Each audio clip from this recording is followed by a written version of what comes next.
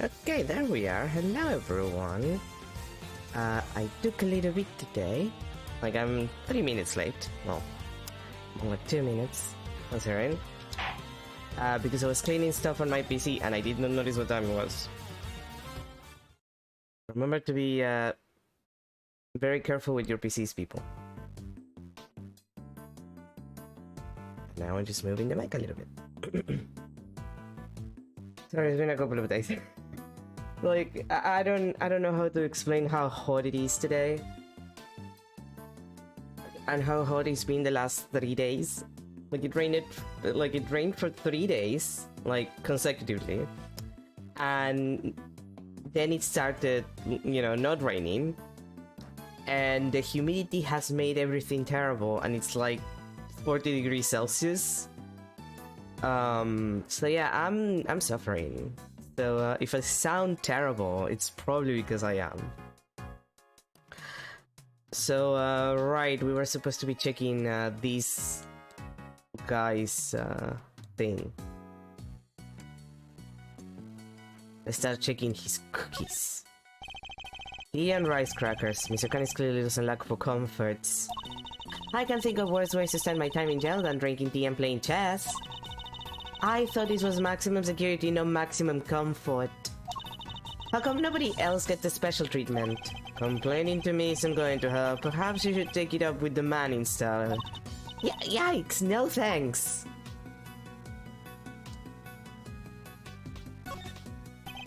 Mr. Canis' chisels. Everyone has a potential murder weapon. That reminds me of something. The furrows in your brow. When you frown, it looks like somebody took a chisel to your forehead. I have no idea what you mean. See, they're so deep. Don't tell me you don't see it, Mr. Wood carving face. Have you quite finished? Damn. And individually, no, okay.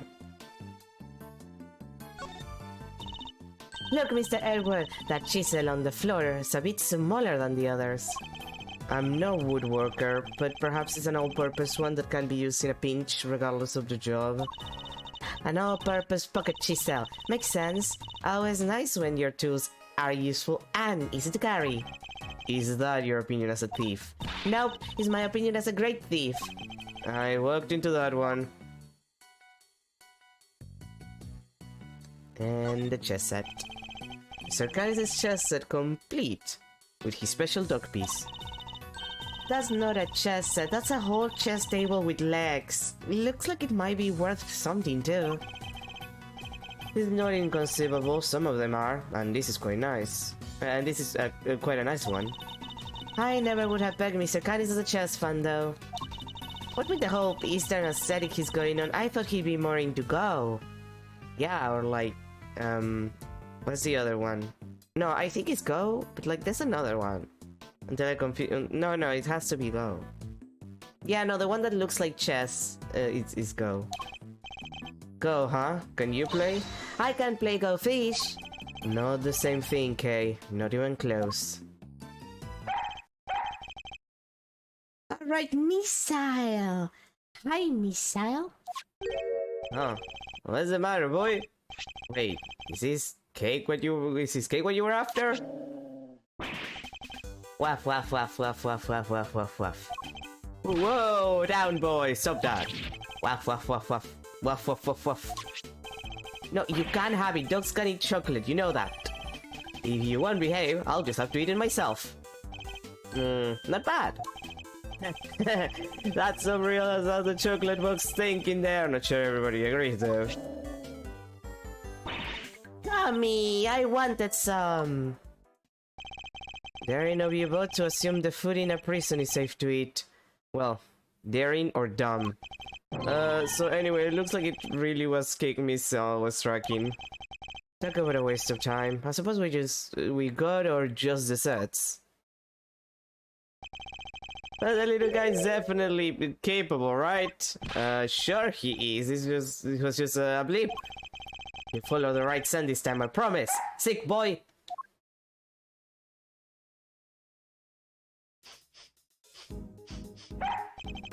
Wuff, wuff, wuff, wuff, wuff, wuff.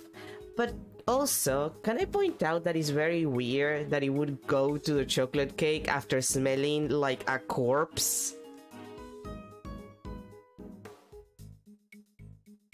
Like, that's not normal. Oh, I think he's onto something.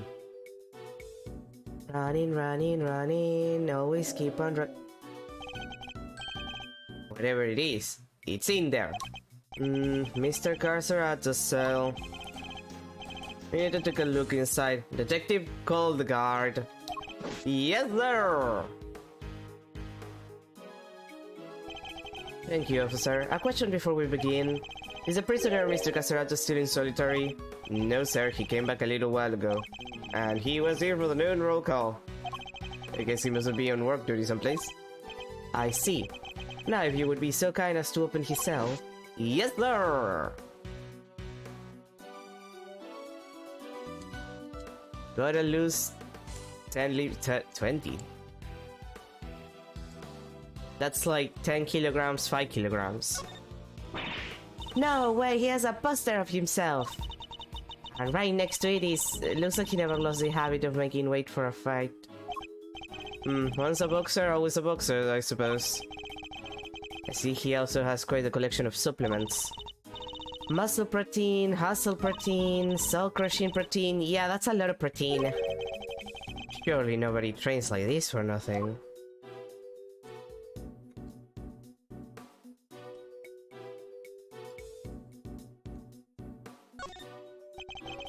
It says steady in extremely poor handwriting, so this star belongs to the bear.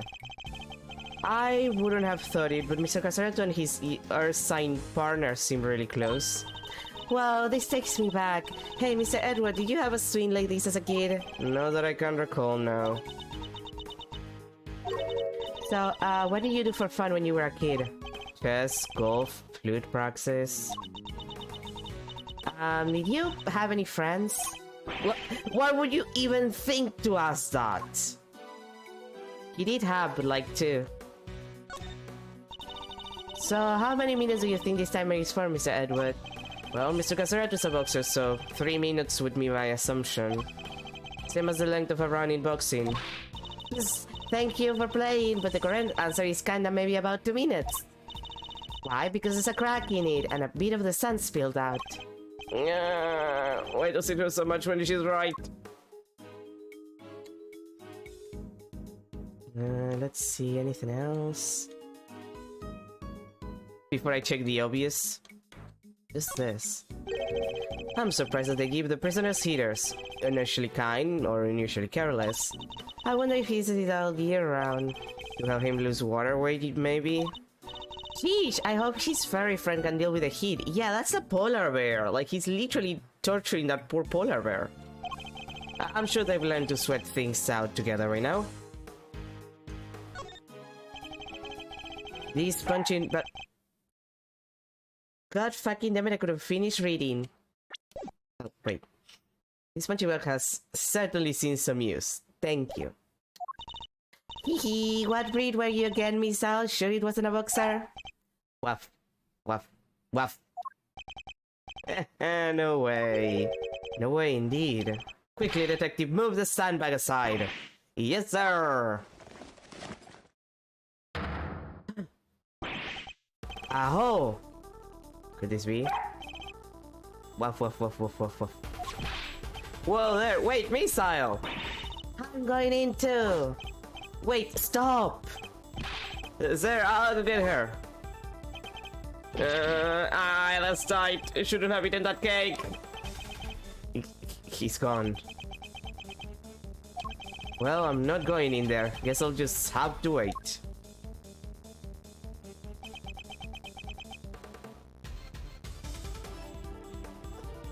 I love that Edward's just like, yeah, I'm not going in there. I'm just gonna wait. He's just like me. That was not a homemade for me, therefore I will not enter it. Hello? Kay? Are you alright? You're not gonna believe this, but we're in the detention center. The detention center? That hole, it's a tunnel that is right into Mr. Knight's cell. What? Don't go anywhere. I'm on my way. Running. March 28, 5:04 p.m. Detention Center. Holding cell. Hey! Hi there, Mr. Edward. Guess you could say we made a breakthrough. Quite. At least I came out unscathed, I think. Sir, the floorboards under the bed were torn up. How did no one notice this? No, seriously, how did no one notice this? So that's how they did it. There's no doubt about it. This must be the route we've been looking for. The corridor connecting to the detention center and the prison is locked by heavy security doors. But with the help of this tunnel, it can be circumvented. It was a sweet scent that started the whole search. Could it be that the scent was in fact coming from Knight's body after all? Maybe.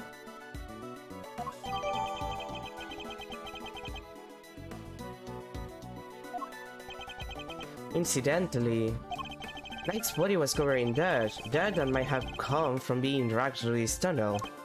Okay, what was it like down there? Well, it was pitch black, so I couldn't see a whole lot.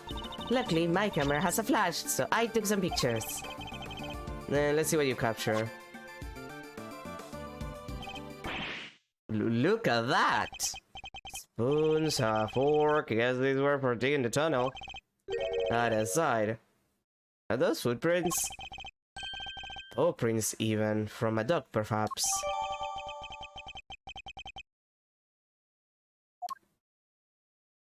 Well, it could be any kind of, like, dog-like animal, including bears, who also have paws. Ermines, minks, ferrets. They have smaller paws, but they do have paws. This is a vital piece of evidence. However, it begs something of a question. It does? Mr. Carcerato has certainly been making use of this tunnel, which means... Detective, we need to find out where Mr. Carcerato is immediately. If my suspicions are correct. Huh? Oh, nuts! The guards were alert and they began searching for Mr. Carcerato right away. But after a thorough investigation about the prisoners at the detention center, he was nowhere to be found. God fucking damn it. March 28, 5:34.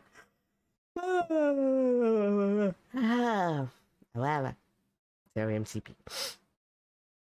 5:34 p.m. Detention center, corridor. Well, have the police been notified? Yes, ma'am. We just finished liaising with them a moment ago. They set up a cordon around the entire facility. Good. The first blemish in a person's spotless reputation is always the ugliest. It won't happen again, ma'am. Or rather...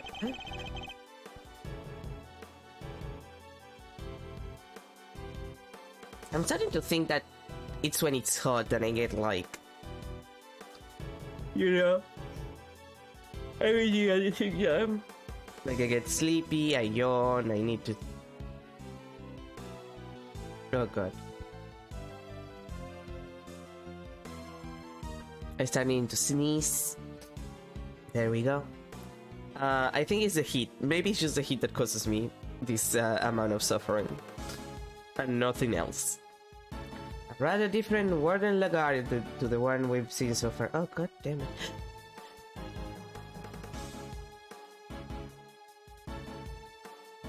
Again! I'm gonna die. Mr. Edward Wasset, I really can't thank you enough for fighting that turret, darling.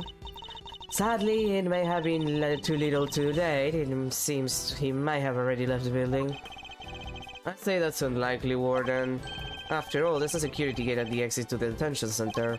You're not suggesting he simply walked through it. As to say, there was only one to know, sweetie. I suppose that's true. Well, whatever the case, there's no time to be standing around chit-chatting. Mr. Edward, would you mind continuing with your investigation? it would be my pleasure. And you three get back to your posts. Yes, ma'am! Detective, the results of the blood test just came back from the lab. Thanks, pal! Let's see what they have to tell us about the blood found in Night cells.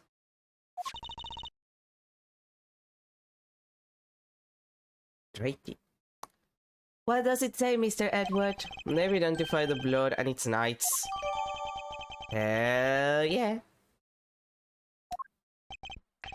Nice job, everybody! Teamwork makes the dream work, huh? Because Knight's blood in his holding cell, a tunnel a dog clearly went through, and security footage showing Knight being attacked with a dog in his cell. Case closed. We have all the evidence we need. Let's see what Mr. Canis has to say for himself. Canis? Oh, darlings, are you sure? Do be careful around him, won't you? He's as well connected on the outside as he is in here. I suppose he would have to be. How else would the so-called fixer stay in business? The police have been trying to track down his accomplices for the longest time. Even I had to lend them a hand myself, you know? So that's what that was all about. He's still not Is he not talking, Mom? Even with the evidence you borrowed from the percent? No, and I've tried so many times I've lost count. What am I supposed to do? I can't send in a blank report. I guess a killer for hire was always going to be a tough nut to crack. You borrowed evidence from the police to help with your investigation, is that correct? Why, yes, sweetie. Everything related to Canis is with me now. Heaven knows how many times I've hauled a secretive scoundrel into my office to talk to me. But no matter what I say or how much evidence I present him with, he simply won't say a word. A prison warden conducting interrogations herself. That's irregular to say the least. Let your guard down and he'll devour you whole. Be careful, darlings. You have been warned. Oh, and here I thought things couldn't get any spicier.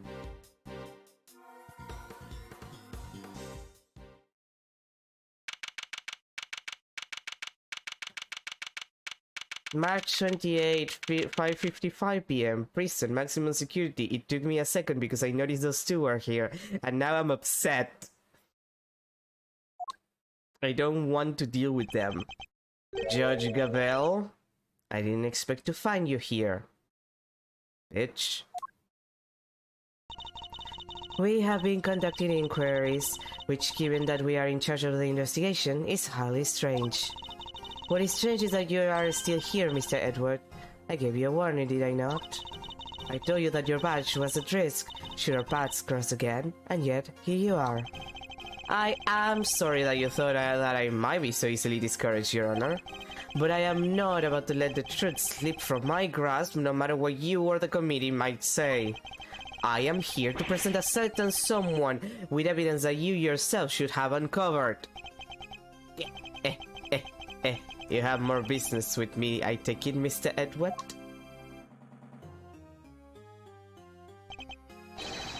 You know, I just noticed that his number is B055. Boss. He's a boss. Get it? He's a boss. That's a nice detail. I do. I promise I would be back to prove that you were the killer. And here I am. This should be amusing.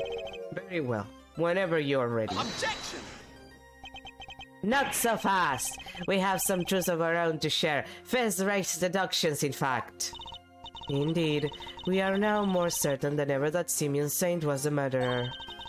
And that only he could have moved Mr. Knight from his holding cell to the prison proper. We shall prove this to you beyond a shadow of a doubt. But first, a question. Are you quite determined to continue on this course, Mr. Edward? Should you fail to rebut our deductions, there will be no going back. Your very career hangs in the balance.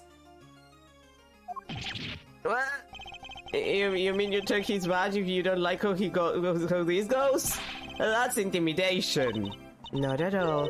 If anything, I am showing him mercy. This is not Mr. Edwards' case. It never was, and I am under no obligation to hear him out. If he is prepared to accept the potential ramifications of his actions, I will allow him one last chance. Well, are you truly willing to take the risk to put your beloved badge on the line? Mr. Edward! Sir! I accept your terms. My boyfriend has had it worse, and he survived just fine, so why do you think that I, who is the book smart of the two, not that Phoenix isn't smart, he's just very good at bluffing. Like, what would you think that I would back down from your terms and conditions? I knew that the terms and conditions would apply. I got my nose. Wait, give me a sec. I need to...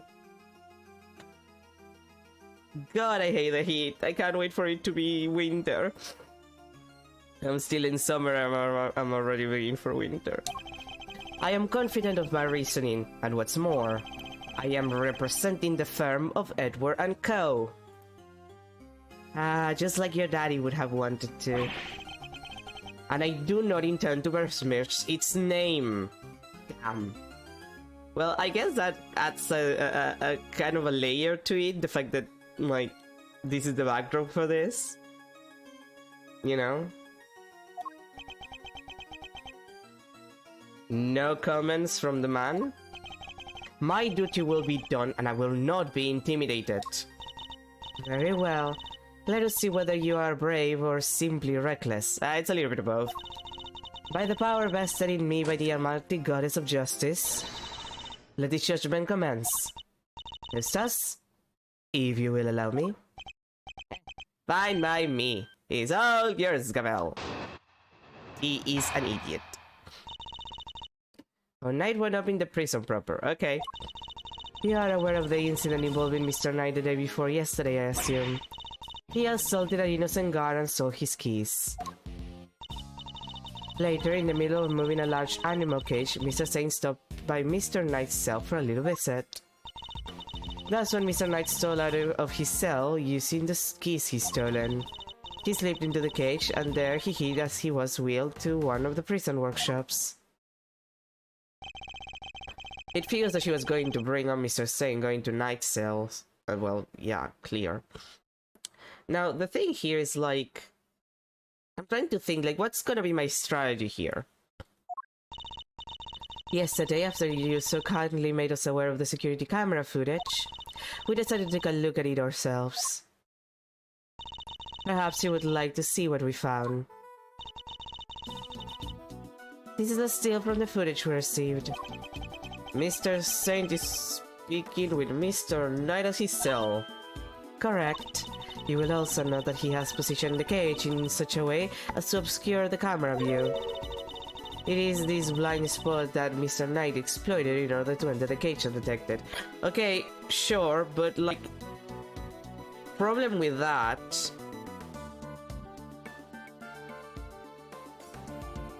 is that... like... arguably that means nothing?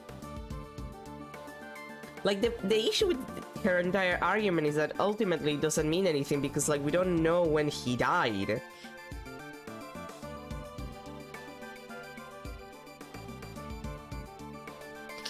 You know?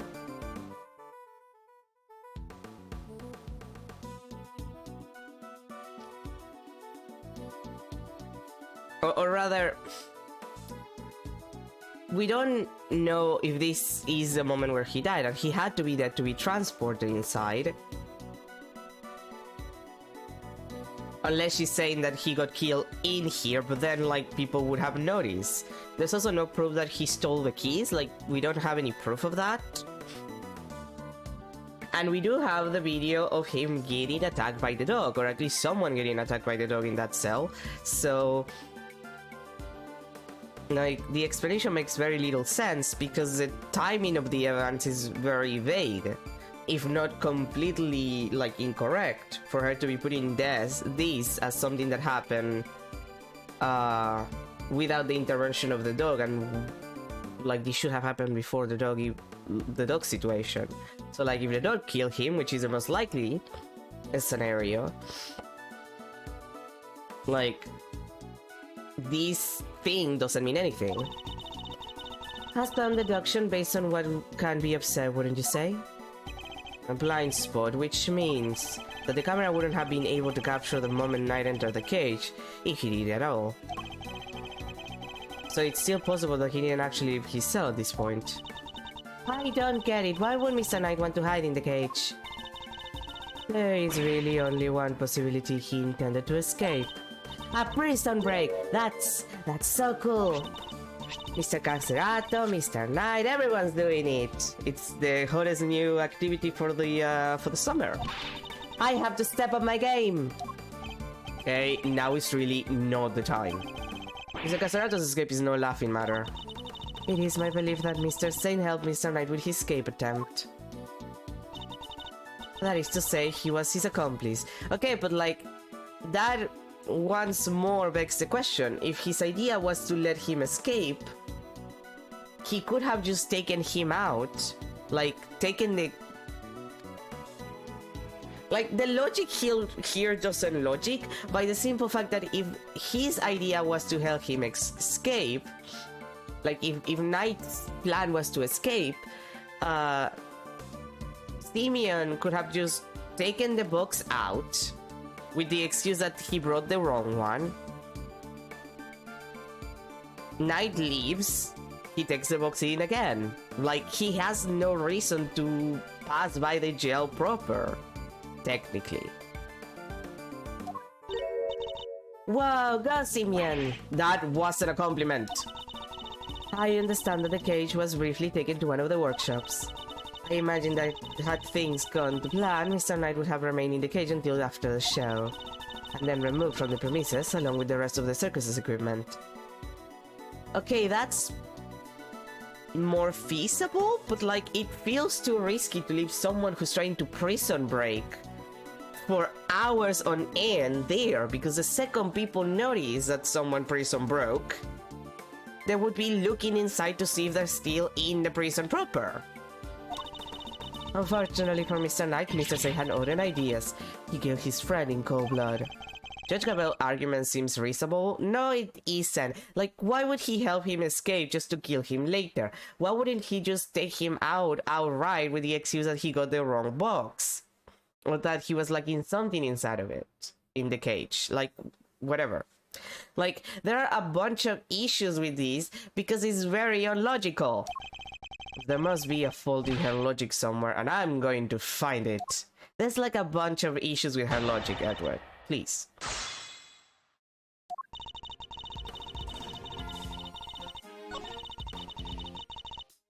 And this is the other thing. Like, we don't know if this is true.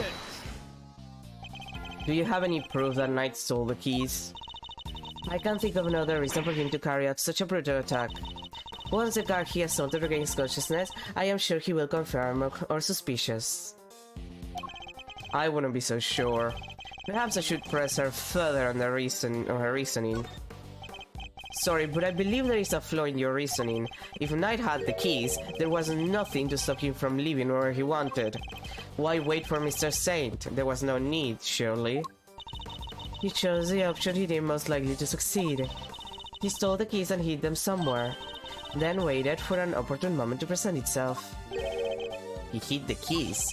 I am afraid you might have made an uncharacteristic oversight, Your Honor, but Knight wasn't hiding any keys. That has been proven already. And this is a piece of evidence that proves Knight didn't have the keys.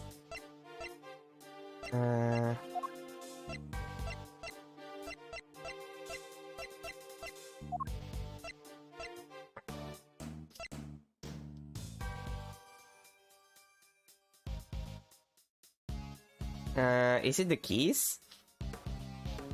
Or is it something like, I'm trying to think, is it the keys? Like, is it the keys itself, or am I confusing this? Because like the only thing that I can think is the keys, but like it's so in depth, you know. I guess I'll just It feels so weird being like, oh yeah, the thing that proves that this thing isn't true is the exact thing that I'm trying to prove. Sort of. Since you know about the incident, I assumed you must already know this, but after the assault, the guard searched for Knight and his cells and no keys were found. And if the whereabouts of the keys cannot be proven, then neither can your theory. I have considered the matter of the missing keys, and I do not think it's such an issue. I still believe he had them. After all, the guards only stated that they were unable to locate them. And this is because they were cleverly hidden inside the pocket chest set. Knight's chest set, the same set in which the murder weapon was also allegedly hidden. Was it? I can't help but wonder about that. What? But you're the one who proposed it! Actually, if you recall, that was Usta's assertion. The two of them aren't of one mind on this, I take it. Allow me to restate the facts. Mr. Knight hid the keys he stole from the guard inside his chest set. When Mr. Saint came to see him, Mr. Knight used the keys to open his cell and climbed inside the cage. He was then moved from his holding cell to that workshop in the prison proper, all with the help of his friend and accomplice. Had things gone according to plan, he would have been taken out of the facility after the show. But they did not. Instead, his accomplice murdered him while the show was taking place in the yard. But Mr. Saint was part of the performance. How would he even have had time to commit the murder? Also, why would an accomplice go out of their way to kill the person they're helping? Like, without any actual reasoning? Like, the problem here is that if your entire, it's getting to me, because, like, supposedly, this all hinges on Simeon Saint helping Knight and then having him kill for no reason whatsoever is the thing. Like, there's no motive. Not only is the entire concept nonsensical, because, like, come on, there are easier ways to escape a prison. Arsarato kind of proved it. What with the hole. But beyond that, there's absolutely no goddamn reason for a guy who's, you know, helping another guy escape prison to just randomly kill him without any motive, and there's no motive here. Overruled. How indeed. Allow me to explain. As you know, many stage performances follow a certain narrative. Yesterday's show was one such example. She's done her homework, I see. The Sucks would play the role of the antagonist opposite the elephantine heroine of the show. In the latter part of the performance, the heroine's love prevails and the villain is defeated. The victory is repeated in a very unique manner, whereby the villain is sent flying from the stage for the heroine. He's sent flying by the elephant? Isn't that dangerous? Having been ejected from the stage in this manner, the villain no longer appears in the performance. In other words, the suspect did not appear on stage for the period of approximately 15 minutes. And you're saying the crime took place during that time? Yes, I am afraid so. After all, it's more than a sufficient window, wouldn't you say? No, not really. I don't think you can kill a person in 15 minutes like that. Committing the crime and returning to the stage in that short 15-minute window is only possible, assuming that the murder took place in the prison proper. In fact, Your Honor, the real scene of the crime was Knight's cell. I seem to remember telling you that I would not accept that part of the security footage into evidence. And you won't have to. I have proof of a different kind. Very well, will you be so good as to present it? What proof do you have that the murder took place in the victim's holding cell?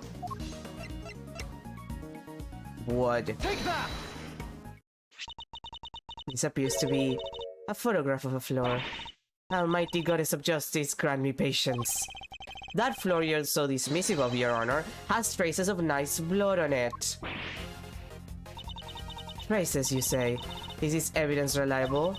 After all, I don't believe you have access to the necessary forensic operatives. I have my resources. A certain blunt instrument, you might say, but a reliable one. Very blunt. The detective. How very unfortunate for him.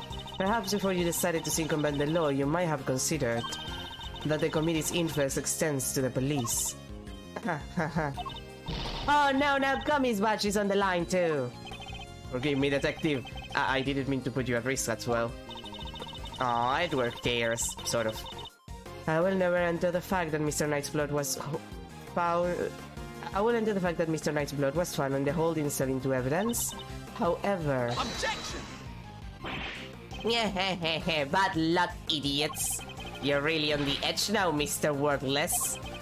Mr. Winner, I'd forgotten you were there. It was nice while it lasted.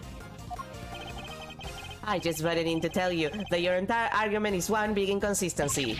You showed us camera footage of a dog killing Mr. Knight in his cell. Are you saying the mud also wiped the blood up before it left the scene? Uh-oh. What other tricks can it do? Huh? A blood-wiping dog. Would you're a joke. You'd have wiped that blood up, wouldn't you, boy? Yes, Helmut. Yes, you would. What? That was one of the tricks I taught him before our work together was so rudely cut short. He's a very tidy boy, you know. Never misses a drop. Yeah, It wouldn't do to leave any evidence after all. Eustace? You're so fucking stupid, you actually allowed me to get the proof that I needed. Thank you, little boy. You're so dumb. Saved by an assassin of all people. Gee Louise! You could have just told the little guy to shake hands! Oh, he does that marvelously too. Although, the way I taught him to do it is somewhat unorthodox. First, he bites down hard on the victim's hand. Then, la, I'm not listening! I see. Very well then, Mr. Edward. It seems you may have gathered some evidence we're considering. Your understanding is much appreciated. Wait, I'm not done yet! I just thought of something else. Oh, for fuck's sake. Overruled. Oh, boys! Somebody's taking the prisoners. Eustace, will you be so kind as to allow me? Here's Gabelle. Well, do you accept the truth now? The crime took place in Knight's holding cell, and the assassin's dog was the killer. My position is the same as it was yesterday. Until you can explain how the dog moved between the prison and the detention center, I cannot accept your theory into evidence. Okay, but I can. Oh god, my nose. Wait, it's so itchy. I hate summer. I hate summer. I hate the heat. I hate allergens. I can't wait for it to be winter. Or fall, at least be fall. Fall is still kinda hot here, but at least it's less terrible. I thought you might say that, which is why I'd like to show you something else. This piece of evidence shows how the dog could freely travel between the prison and the detention center. Look at the hole. Take that! This is... Yes it is. It's a hole. It's a secret passageway. It runs beneath the prison. What? A secret passageway? It was dug by one Mr. Rogo Carcerato, escapee.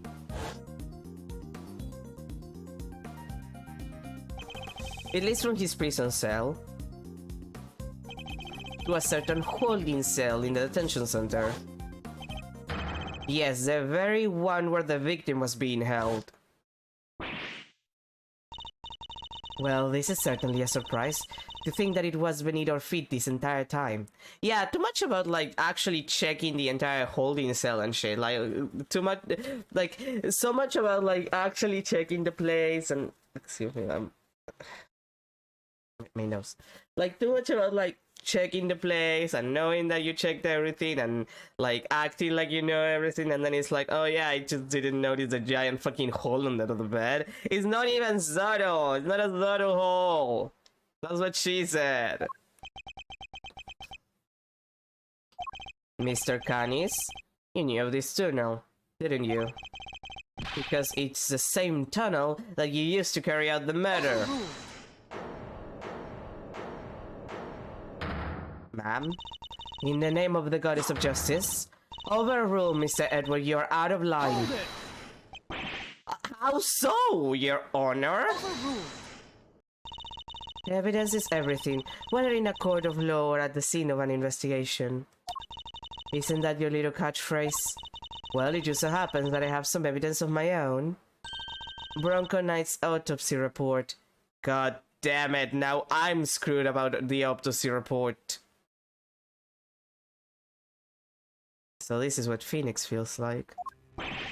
His autopsy report? When did you get that? How do you not know you had it? The police handed it to me only a short while ago. The findings are still preliminary, but it has something of value to us nonetheless. The Goddess of Justice speaks to us through these pages, Mr. Edward. Cause of death, stab wound to the throat. And the weapon is said to be a sharp blade of some sort. It seems the victim was stabbed repeatedly in the same spot, resulting in an ugly wound. As such, the police have yet to identify the exact shape of the weapon, but its overall nature seems to be beyond question. It is a bladed metal instrument. In light of this evidence, do you truly wish to continue with your flight of fancy? Or will you claim that the dog used a knife instead? But that's impossible! That would be all. This court is adjourned. But the tunnel! The paw prints! What of them? Helmut is something of a wanderer. Perhaps he just happened across this tunnel one day. Although I couldn't say for certain, I myself cannot wander quite so freely. That would be quite a coincidence, but I can't prove it's not the case either. She sure know how to keep a secret, huh? Kinda wish she kicked us in the teeth a little earlier with that. She was baiting me, waiting for the perfect moment to crush me with that autopsy report, just like I would do with my boyfriend. God fucking damn it. And I fell for it. Hook, line, and sinker. You're the lead attorney for the defense, correct, Mr. Fender? This is the interim autopsy report in question. I do apologize for the delay. Yeah, no sweat. Thanks for hooking us up. Sure, whatever. Yeah, this all checks out. Yep. Mr. Fender, a handshake is not necessary when receiving official court documents, you know. So please feel free to let go of my hand. It's not a holy relic after all. Yeah, she's trying to be friendly, Your Honor. Had you lingered a moment longer, the Goddess of Justice would have spoken to you through my gavel. Alright, I got it. Nice work, Cabell. Just like we planned it. I did only as you instructed, Eustace, but thank you. This report came from the police. I have no choice but to accept its legitimacy. But if the dog couldn't kill Knight, then that takes Canis out of the running. The Goddess of Justice speaks to me, Mr. Edward, and she's merciful. She tells me that you might keep your badge if you will finally abandon this fruitless quest. What's our move, sir? I think she really means it this time. What do you think, detective? My answer remains the same, Judge Cabell. I will see my duty done, and I will not be intimidated. Even with how things stand, you still refuse to concede. This may very well be your last chance. Your badge hangs by a thread. Then let it fall if it must. I have something far more important to protect as an associate attorney. My client. The Goddess of Justice is no doubt saddened by your refusal to accept yet another offer of mercy. Attaboy, Miles. That's what I like to see. Looks like the defense never rests. It's really starting to mean something to you.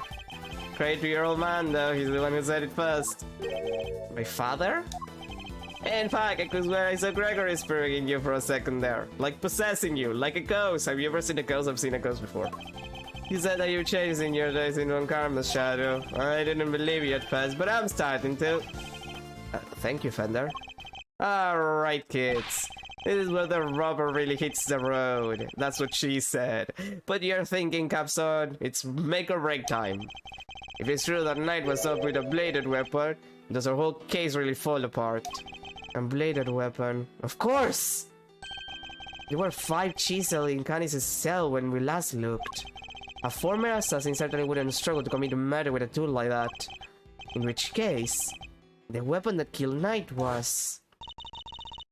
Have you quite finished? It would be in your best interest to concede evidence is everything. It may as well be my little catchphrase, but it's also true. So the murder weapon was a sharp blade? Then where is it? The guards didn't find it. Why can't you just let this go? So what if they didn't find it? What are you driving at? Huh. What if I were to tell you that I now know what the real murder weapon was? And it was right under our noses the whole time. Indeed, it was one of Mr. Canis' chisels. What? Overruled. I would advise you to stop bombarding us with your irresponsible half-baked theories, Mr. Edward. You have repeatedly insisted that Mr. Knight was killed in his cell by a dog. I simply go where the evidence takes me, but in the courtroom and at the scene of the crime. If the murder weapon was in fact a chisel, then yes, the murder could not have been the dog. But that begs the question of what exactly it was we saw in the security footage. Ah yeah, the security footage. How do you explain that, Mr. Smarty Pants? An excellent question. The footage shows... good question. I mean, it's clearly not the you know, killing somebody, because we're you know, arguing that he didn't. And clearly the dog is the one attacking, so it's like the dog jumping on someone. Mr. Canis' dog jumping up at Knight. The dog attacked Knight, but he didn't kill the man. He didn't. No, Knight was merely knocked out. The dog didn't drag a corpse through the tunnel. He dragged an alive but unconscious Knight. The real killer was the dog's master. Oh, I get it. By bringing Knight here, Mr. Canis could finish the job. And he could definitely use one of his chisels to do it. Correct. You, Body Armor Canis, you're the one who could have done it. Objection! Hey, Mr. Edward, you ever get this? You ever get this on your report card? Refuses to listen, must learn to respect others. Are you asking me or confessing to what's on yours? Also, I'm like a 20-something-year-old man. I don't get report cards. We already searched Mr. Canis' cell from top to bottom, right, Gavel?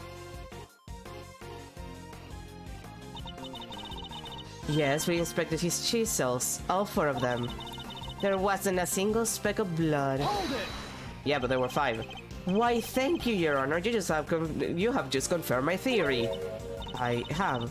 What exactly do you mean? The last time we were here, there were 5 chisels, not 4. Oh yeah, I remember counting them. Definitely 5. And the one that's missing is the small one. The one we thought might be a pocket chisel. Mr. Canis, where did you hide that chisel? A pocket chisel. And what use might I have for such a thing? I am rarely allowed to leave my cell. In which case, he shouldn't have had the chance to dispose of the weapon.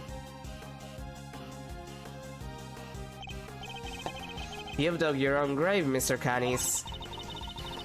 You seem to have an idea where this missing chisel might be, Mr. Edward. Would you enlighten us? For a man who can leave his cell of his own volition, Canis could only have hidden the chisel here, like on his own cell. Like, it's a pocket chisel. It's probably on him more than anything else. Take that! Mr. Canis is still a prisoner. Despite the comfort he enjoys, he is rarely allowed out of his cell.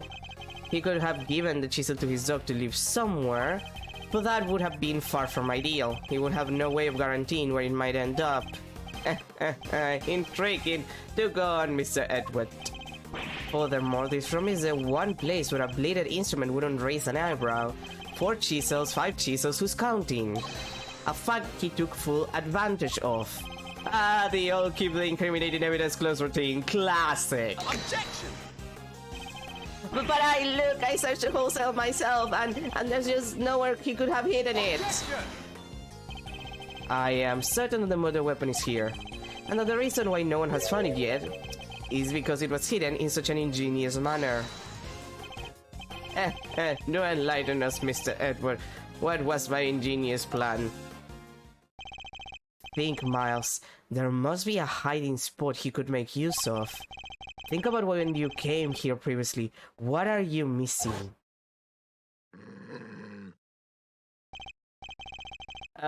He's not showing us out permanently, right? Let's get out of here, come on!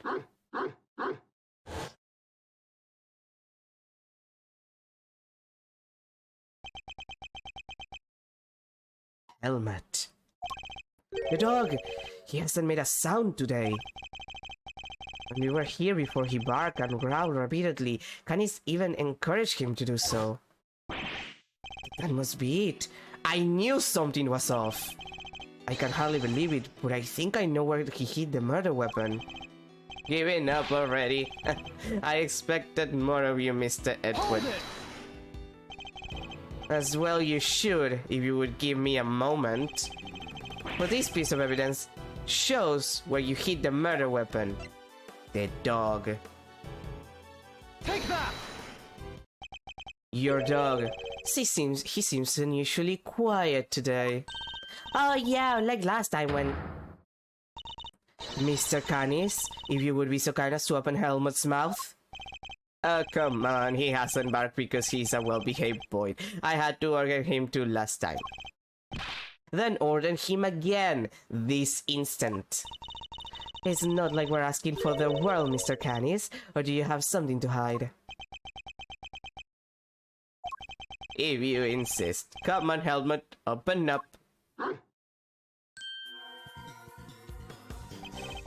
And there you have it. A chisel that small was easy. What? So you didn't let me finish. A chisel that small was easy enough for a dog of this size. Yeah, okay. A chisel in the dog! Why is there a chisel in the dog? I thought he'd been strangely quiet. I guess his brain has finally caught up. Eustace? Why don't you be a good boy and call forensics? Tell them it's urgent. Okay. This guy is useless. Our findings are as follows. Traces of blood were detected on the chisel. What? Not such a how-big theory after all, was it? Alright, so we're all on the same page here. This is a murder weapon, yeah? The forensic evidence cannot be ignored. We have no choice but to concede that this is most likely the case. Hee. Go fuck yourself, Gabelle. Mr. Canis, in light of the discovery of the murder weapon, the court demands that you explain yourself. Identify yourself, who? We found the route your dog took to the holding cells, and now we have the chisel. How do you propose to talk your way out of this one? You never failed to entertain, Mr. Edward. Why does he always laugh like that, even when it's not funny? Poor Helmut, how could they suspect us? You leave me little choice. I shall simply have to share with you the truth. I did not kill anyone. I have grown tired of killing. I don't believe that. Something's not right. Why is he so calm? Very well, the court will hear Mr. Canis' testimony. If you would be so kind. Gladly. Well, god fucking damn it.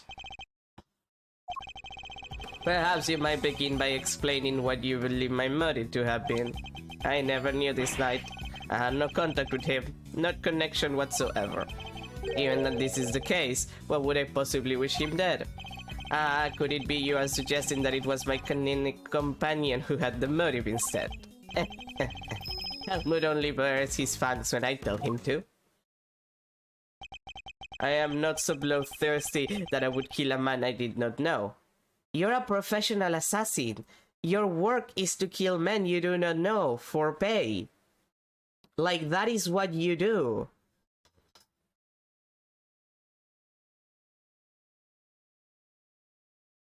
Like literally that is what you do.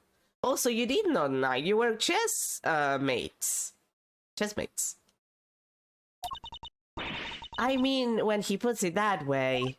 An assassin who only kills his acquaintances, not the soundest business model, I agree. My work required me to deal with strangers, of course, but murder for its own sake. That's not my style. I gotta get paid first. So I need to prove a link between Knight and Canis. I should go over the evidence again and see what I can discover.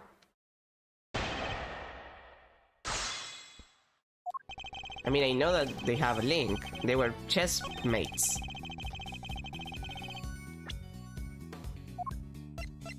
Objection!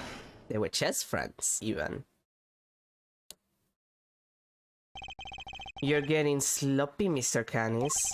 You may have trained your dog to clean up your mess, but some things still require a human touch. You found this in the victim's room. It's a record of a game of correspondence chess. What's more, the game depicted matches the game laid out on your board. What? The number of possible games has been calculated to be 10 to the power of 120, and that's on the low end. Wait, so that's 10 times 10, 120 times over, right? 100, 1,000? I give up. I mean, what do you even call a number that big? A vanishingly unlikely coincidence, that's what. Now, tell us why you killed Knight. Unless that is, you would prefer to explain the coincidence. Well, they do say that truth is stranger than fiction. It is, as you say, a coincidence. But that's totally impossible. We just proved that. A coincidence of a different kind, child. I never imagined my correspondent was a victim, you see. And yet here we are. Helmut is as surprised as I am. Aren't you, Helmut? Yes. Yes. What? I suppose there's nothing for it but to finally tell the truth, boy. The other prisoners had all gone to the yard, you see. There was a show of some sort, I believe. Here I was, minding my own business, when it comes Helmut, dragging a corpse of all things. I had quite the shock, not least because the murder weapon was still in the poor fellow's neck. Of course, I was none too keen on becoming a suspect, so I had Helmut take the body to the workshop. Once there, he removed the murder weapon and brought it back to me, just as I had asked. The dog pulled out the murder weapon in the workshop. Indeed he did. Removing it here would have made an awful mess after all. That is... Okay, to be fair, that is not wrong as far as, like, excuses go. Because usually when you stab someone, like, there is some blood that comes out, especially if it's, like, you know, an artery or something big. But generally, the murder weapon being stuck would make it so less blood would flow.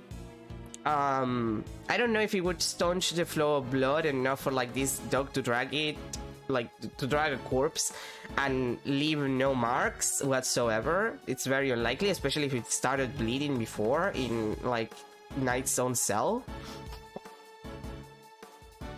But it is true that, like, removing the weapon would cause the flow of blood to continue, and that explains the amount of blood that there was on the workshop. It's part of the reason why sometimes when someone gets stabbed, they tell you not to take the weapon out, because, well, until the paramedics and whatnot come in, because you don't want them to bleed more, and taking the weapon out would cause that. You know something. That makes total sense. Remember what Mr. Sowit said, Mr. Edward? That huge black dog had sunk his terrible teeth into the victim's throat. What did you say? It was hellish, utterly hellish. That beast, that awful beast, he killed him. I see, so what Mr. Sowit actually saw was Helmut removing the murder weapon then. Precisely. I can't say I wasn't a little disappointed that he was spotted, of course. Silly boy, it's not like you to slip up like that, is it now? Hmm? And there you have it. That is about all there is to tell. I did not kill the man. At most, I am responsible for the removal of the weapon. Now, will that be all? Poor Helmut is growing restless. Objection! Sorry, but you can't. But if you could entertain us for just a little longer, Mr. Canis. Fender? No offense, Palio, but I don't think you quite told us everything. I'm sure we all like to know why you thought you needed to pull the chisel out of it in the first place. He's right.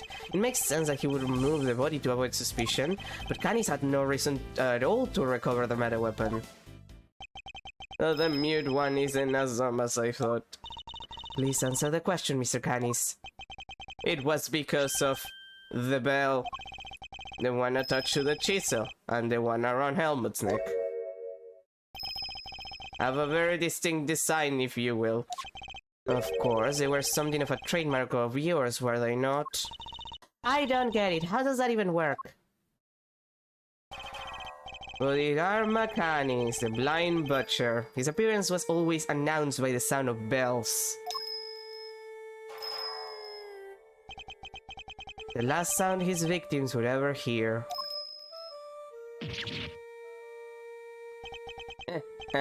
You flatter me. Though it's been some years since you last saw one of them, you remember them well. Your knife and its attached bell were one of the pieces of evidence seized in our case against you. Yes, it was one of my bells. One of only two in existence. Just two. Two and only two. One for my knife and one for my beloved helmet, exquisitely crafted, utterly unique. My ears are my guide after all. I'm blind, you pieces of shit, did you forget that? And I must be able to use my tools, precisely. Of course, as you said, the knife has long since been taken from me. Okay. When Helmut brought the body to myself, I was rather surprised to hear a familiar sound. At first, I was sure that my knife had been used to do the deed. But no, a chisel. An ordinary chisel. It's certainly no assassin's blade. Nonetheless, the bell would have suggested my involvement, compounding the matter in the fact that I am the only person in this prison permitted to use such tools. It was clear that I would become the prime suspect, and so the chisel had to be removed and hidden. Hold it!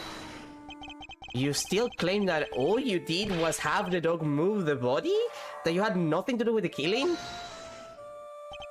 How could I? I told you. This chisel is not mine. You need not take my word, Mr. Edward. Why not have it checked for fingerprints? Eustace? Huh? Me? But I don't know how to check for prints. Get forensics. Alright, sure thing. Wait, how do you not know how to check for prints? It's one of the most basic things. Like, if you have the right tools, anyone can check for prints. It's super easy. We got him. Fingerprints. They're Mr. Knight's. And Mr. Canis's? Nope. Just Mr. Knight's. Oh, and forensics said there's no sign of any prints having been wiped off. Okay, only Knight's fingerprints? This isn't good. Should I get them to check again? Now do you see? I have never so much as touched that chisel. Helmut carried it in his mouth. That is all. Therefore, any prints must belong to whoever had it last. The murder weapon belonged to the victim. That's not helpful. As I said, I have not touched that chisel. Therefore, I cannot be the killer. Or do you wish to suggest otherwise? I got nothing to counter with. Yeah, Edward, I think we're ultra fucked right now. Like, this is an we're ultra fucked kind of moment. Like,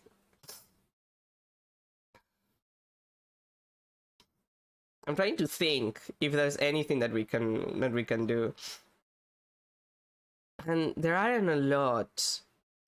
Because, like, who else is left that could do the murder? Like... Oh god, my nose. Wait.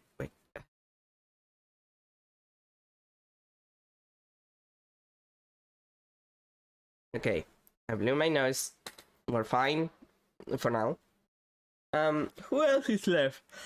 I could actually use you on you. I hate this shit. We have this guy apparently didn't.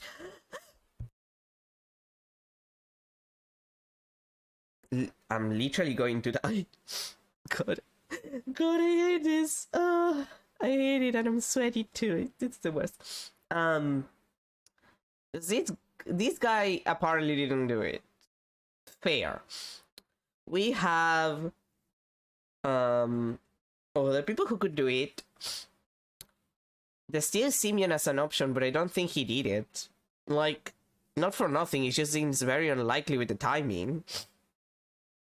And the lack of motive does not help. Like, he has not given us any kind of motive to justify this.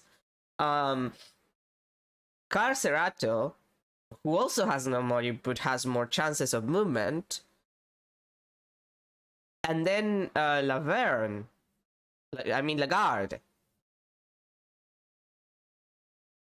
Like the warden. Like, she's the only other person, and she also doesn't have any motive that we know of. But also has the freedom of movement, and she does have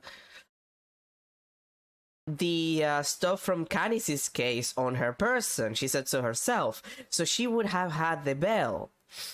And since she's the warden, she knows about the wood carving, so she would have gotten a chisel on purpose. So she's the closest to most likely suspect right now. Like, the motive is non-existent though, which is the issue. But what could this mean? Is he not the killer after all? Is he actually telling the truth? No, he can't be. I am sure this goes without saying, Mr. Edward, but if you do not find a solution to your current predicament, and quickly, I will have little choice but to relieve you of your badge. Even my patience has a limit, and I will not tolerate you throwing this investigation into chaos. Am I clear? You've done it now, sir. She's serious. I hate to admit it, but the fingerprints turn everything on its head. Without more evidence, I'm back to square one. Wait, something doesn't add up. A few things, actually. What would Mr. Knight have needed a chisel for? You can do a lot with a chisel, child. Break out of prison for one. Alright, then how did he get in? How did he get it in here? There's no way the guards would let him bring a super sharp tool in with him, right, Mr. Edward? Hey, Edward! You can't stand there hemming and hawing just because of a little setback. The important thing is finding the truth, you know? It doesn't matter how we get there. As long as we save Simeon in the end, we can't give up now, or ever. Yeah, what she said. I'll second that. You won me around with that, Kay. Oh, god damn it. My nose again.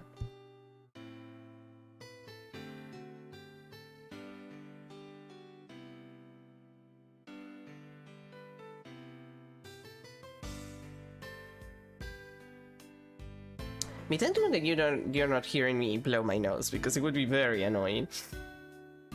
I'm half tempted to offer you a job for real. It's like I said, the defense never rests. Or rather, like your pup said. What do you think lies at the heart of those words, Smile? Any guesses? The heart of those words? It's like this, as defense attorneys, our clients' fate rests on our shoulders. We're the only ones they can turn to. Simeon's our client, and we're the only ones who can save him. So he can't rest, not while he's counting on us. I'm not about to turn my back on your old man's legacy. Are you? I'm an associate with the defense now. No, I'm an associate with my father's firm. Damn! Damn, Edward. That's the role I have chosen, and that means that if I fail to sell my client, I have failed in my duties. I will honor my father's vision and save Simeon Saint. No matter what setbacks I face, I cannot admit defeat. If one path is blocked, I must simply find another. That's the spirit. There we go, that's the mass Edward I know. Now let's find a new path forward. My nose. God, I'm gonna die. I'm literally just gonna die. We can start by trying to figure out how Mr. Knight brought that chisel into the prison. Right, how would Knight manage to bring the chisel in here? Well, only possible way is a pocket chest set. Take that! Usually, it wouldn't be possible to bring a metal object into this facility undetected. Because of the security gates, right? Correct, but we already know that checks at one of the gates haven't been entirely thorough of late. Namely, the gate at the entrance to the detention center. That gate is only used to scan people. Any items I bring into the facility are only subjected to a cursory check. Are you telling me that the chest set wasn't put through the metal detector? It should have been, alas it seems the guards have grown a little lax in that regard of late. Knight took advantage of this little oversight and had Mr. Saint bring him the chisel, hidden inside his pocket chest set. That does answer one of our questions. And it suggests that the chisel was indeed Mr. Knight's and not Mr. Canis's. However, we still have one rather pressing problem to address, that of the security footage in which Knight is attacked by a dog. How does one explain it if Mr. Canis was not the culprit? But then, how do you explain his prints not being on the murder weapon? That's that one's a real piper. The court too finds itself wanting for a satisfactory explanation. Wait, sir, I think it might be time to show you another one of my secret weapons. Introducing secret weapon number 4, Little B. What sort of name is that, detective? I came up with it myself, sir. Anyway, you can use it to analyze the video footage. An excellent idea. Perhaps then you might finally see that I am telling the truth. Who knows if there's anything to be found, but it has to be worth a try. Alright, want me to walk you through how to use it, sir? Seeing as I'm not exactly familiar with video analysis techniques, I should probably hear him out. Sure, why not? If you could run me through its functions, detective, that would be most appreciated. Yes, sir! So basically, you're just gonna do what you always do. Examine anything that catches your eye. And I can examine things with X, I see. Next up, see those controls at the bottom of the screen? The buttons on the left and right let you rewind or fast forward. As you can use the middle one to pause. You can use the dust and you're golden, sir. It seems that I can also press R to fast forward or L to rewind the footage. And I can press A to pause. When the video is paused, you can go to the previous frame with L and the next frame with R. Or you just use the same control panels I showed you earlier. Lastly, I'd better explain how to zoom in. Just line up the old cursor with the area you want to take a closer look at. And then use the panel at the bottom right and Little B will do the rest. It's got those two expanding arrows right on it. You can't miss it, sir. It would appear I can zoom in by pressing Y too.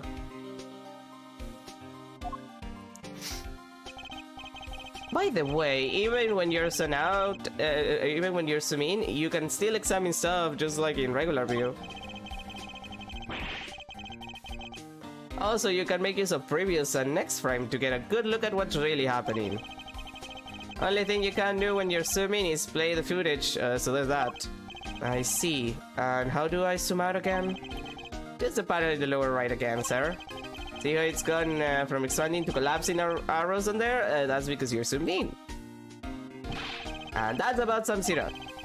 Now let's fire Little B up for real. Remember, just examine anything that catches your eye and you'll do fine. Footage from Knight's folding cell. Other than the victim being attacked by that dog, I can't see what else might show us. But I suppose we're wrong. What could we be looking at instead? Could the person in the footage be someone other than Knight? And if so, could whatever is attacking them be something else too? I should keep both questions in mind while reviewing the footage. You never know what you're gonna see once you start looking at things up close. Check every detail, sir. You'll find something, I'm sure. I think this footage seems odd.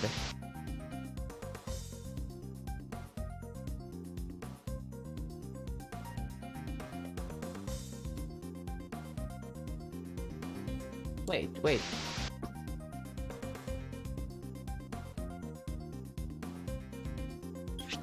Oh, wait, wrong one. No, wait, zoom out, please.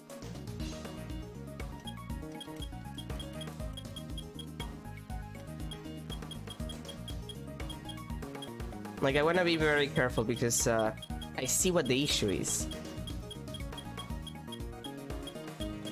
Come on, dude. Come on.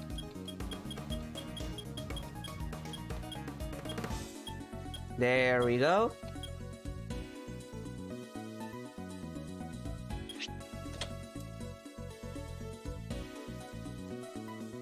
Like here. The figure is reflected in the mirror here too. Oh, is that a hat? Hey, doesn't that look like the hat the guards wear, sir? Oh jeez, is that what I think it is? Have there been any reports of one of the animals attacking a guard recently?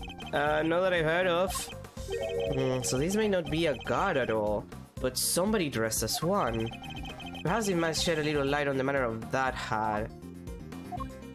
The missing guard uniform. So, no guards have reported being attacked by an animal as far as we know.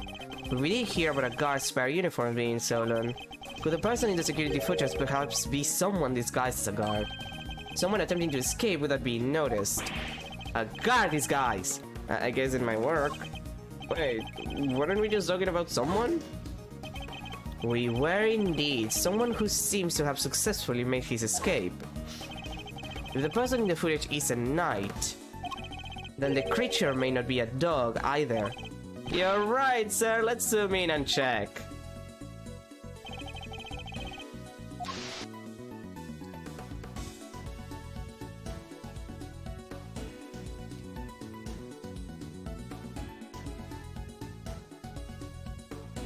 It doesn't seem...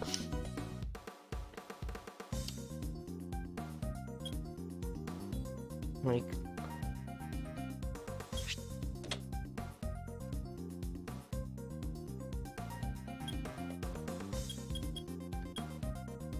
bear. Sir, look! I suspect we may have made a critical error of judgment. What we're looking at here is no dog. This animal is a bear. It's not a dog, it's a bear. What? So the paw prints from the photo I took were not canine but ursine. Makes sense considering they're close relatives.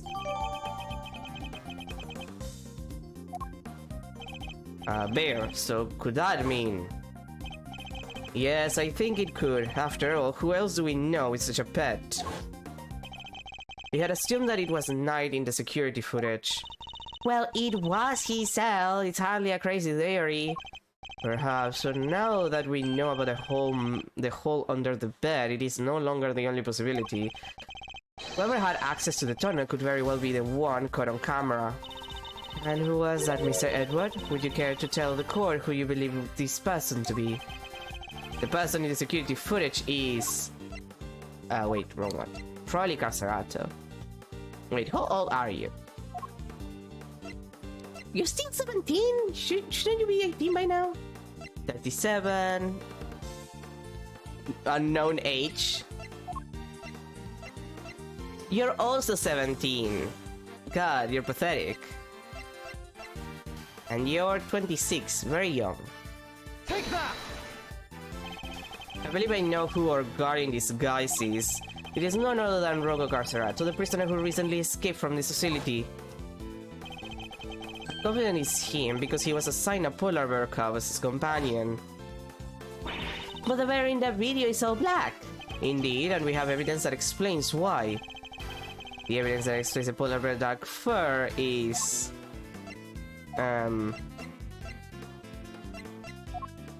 what is it?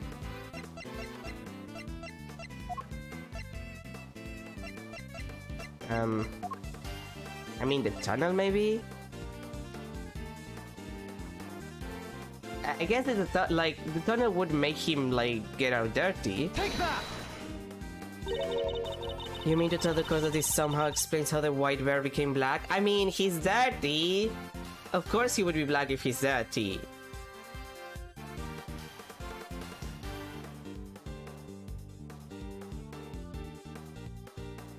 What would you argue that that's not the case? Like, he's dirty.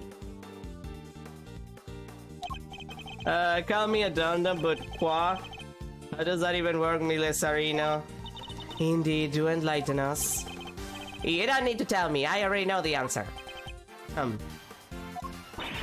The core requests that the defense refrain from making baseless assertions.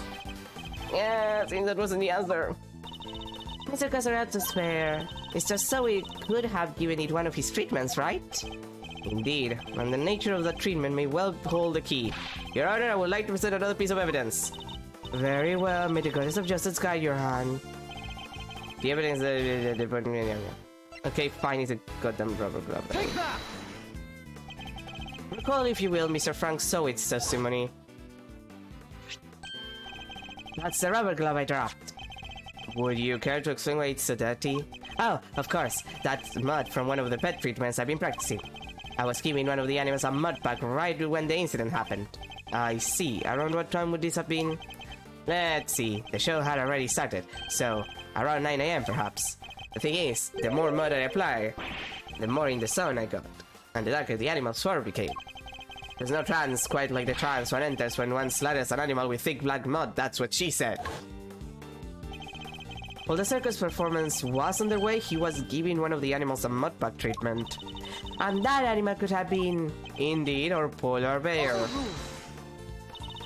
Mr. Edward, your last assertion simply introduces yet another contradiction.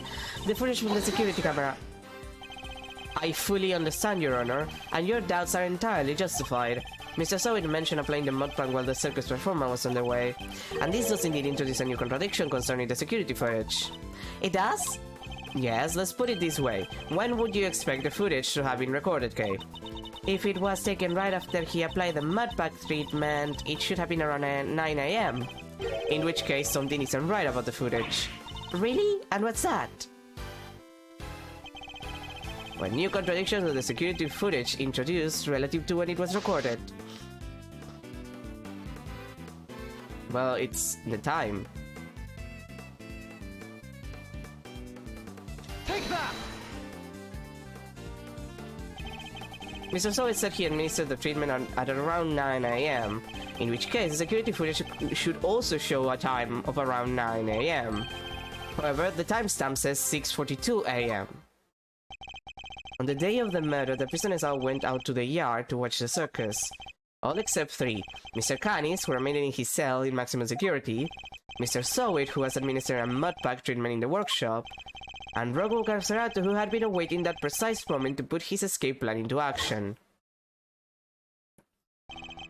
I believe he entrusted the bag to Mr. Zoe before entering the tunnel. Bear! I love Bear. And the bear then slipped out of Mr. Zoe's grasp to run after his human.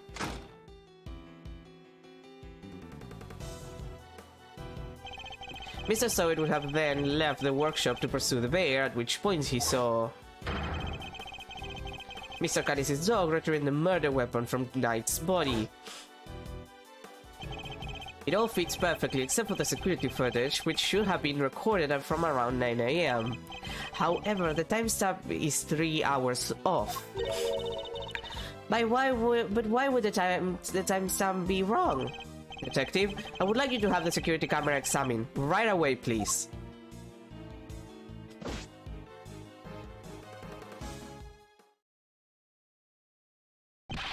Hi, back there. I just talked to the guards and,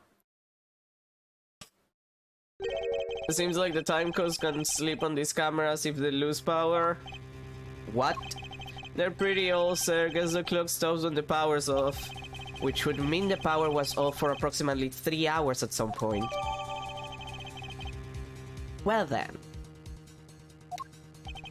That's not all, sir. You remember how the Knight stealing the keys? And no one believed him considering, well, you know, he seemed kinda like the only suspect. Turns out that wasn't all he said. He also said he was knocked out cold, just like the other guy. Which may not necessarily have been a lie. Darlings, there you all are. How goes the investigation? Is there anything I can do to help things along? Can I keep your ferret? I want to keep your ferret. I want your ferret pet. For myself. Actually, there might be something we can do for you. Warden Lagarde. The escapee, Mr. Carcerato, I believe he may still be on the premises. He's disguised as a guard. Here's the proof, should you need it. We're reasonably certain the person captured on this tape is our man. And if I am correct, he might even be right here in this room with us now. Hey, Mr. Castello would have been wearing a bracelet, right? Yes, a bracelet that could easily be hidden under the sleeves of his stolen uniform. Furthermore, the doors out of the prison proper don't have those sensors that detect the bracelets installed. So if he avoided doors with sensors, he could simply wait for an opportunity to finally make his escape. Well, yes, I suppose he could. He just have to avoid the workshops and the cells, and oh my. He's one of you, isn't he? He's here right now. Puppy, I mean Teddy! Look, it's Teddy! Hey, Paso, get your mitts off of me, you big palooka! Thank you, Teddy. Very kind of you to confirm our suspicions. Dang it, kid! If it wasn't for you, I'd... What a thing it is to be loved, huh, Mr. Carcerato? I'm almost envious. Guards, apprehend this man! A moment, if you will. I have some questions for our would-be escapee. If we are to learn the truth, I will need to speak with him. With your permission, of course. I can hardly say no now, can I? Well, come on then. Hit me with your best shot. Mr. Cacerato's escape route led directly into Knight's cell. So it's highly possible he has something to offer. Tell me what you were doing on the day Mr. Knight's body was discovered.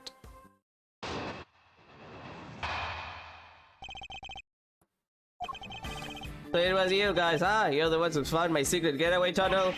You know how long it took me to dig that freaking thing? I had me a guard's uniform, a whole dog, and a plan in place, so I went for it on the day you found the guy. But then this little guy just had to come right after me. The sack of fur was covered in mud too. Had to go back to our cell. I would have gotten away with it if somebody had enough at night and brought you bombs down here. You claim to have dug that tunnel just now. How exactly did you do it? Oh, used everything I could get my hands on, see? Hammer, spoons, you name it. Spent every dime I had on this cockamamie fixer, and what do I got to show for it now? Do not be disheartened, friend. Tomorrow is another day. Canis, you're not helping. I know you're not guilty, but still. Like, we get it. You're not healthy. You're not guilty. But like, come on, dude. Don't rate it for him. Like, don't make it worse for us. There's an outside chance Mr. Cancerato and Knight met face to face just before Knight's death. I should see what other details I can extract from him.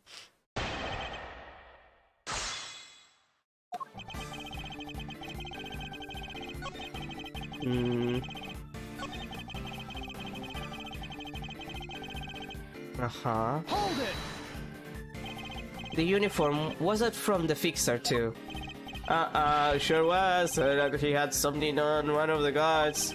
The guy swiped it from a palace locker. And were you wearing it when you were crawling through the tunnel? No, we have get dirt and it had to hold on to it until I got to the holding cell. But once I was out of there and all dressed up, opening the cell door should have been a piece of cake. Here we go, he thinks freedom beckons, and then the purple hair jumps up at me. Which would be the moment captured on camera. I see. I'd be grateful if you could add that to your testimony.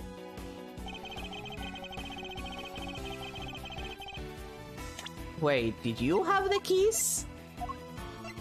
Objection! He had the keys. You claim that leaving the holding cell would have been a piece of cake, as you put it. Yeah, you got a problem with that? Because we can make it a problem if you catch my drift. Even once you had reached Mr. Knight's, you had reached Knight's cell, you still had another door to contend with. How exactly do you plan on opening it? Mr. Carcerato, I posit that leaving the cell would have been a piece of cake, only because you had the key. I got the sinking key. I didn't need one. It was a piece of cake because the door was open. I walked right out. Yes, I suppose Knight's cells was vacant by that point. There would have been no reason to lock it. And it was indeed unlocked when I went to examine it for myself. So perhaps when you'd finally succeeded today, it truly was unlocked because it was after the murder. But you had attempted to escape previously. Yeah, the security footage shows when you tried and failed because Daddy got you. Which was during the circus performance before the body was discovered. The holding cell was still locked at that time because no one knew that Knight had been killed yet. Therefore, you must have had the key to his cell on you. Without it, your escape would not have been possible. Are you saying, could he really have?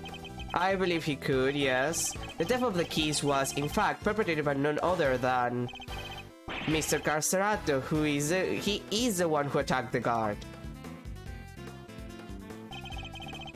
But not just the guard. Knight too also gained possession of the guard keys. It wasn't me, you lousy bum. I didn't even know this Knight guy. After you stole the keys, you went back to your cell to avoid suspicion. And then you waited for the perfect moment to escape. A moment when the prison would be almost deserted. That's right, the moment of the show, just before the discovery of the body. And luckily for you, that particular attempt was thwarted by your furry friend. Hey, so hi, you got proof, genius? It ain't your win yet, Knock the guard out for the count, and everyone knows it. Don't play games with me. Knight was as much a victim as the guard in this case. As a matter of fact, I have proof that Knight had been attacking his cell.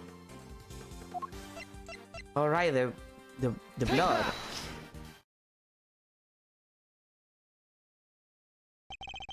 You found traces of Knight's blood on the cleanly wiped floor of his cell. I could possibly explain to such a thing other than him having been attacked. And it was you who attacked him. You ambushed the both of them and stole the keys.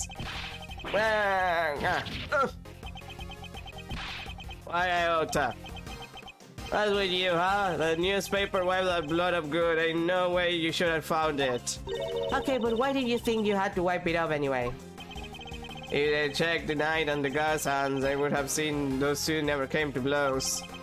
But that blood would be, give up the whole game. Ain't no way they don't figure there was a third man in the ring.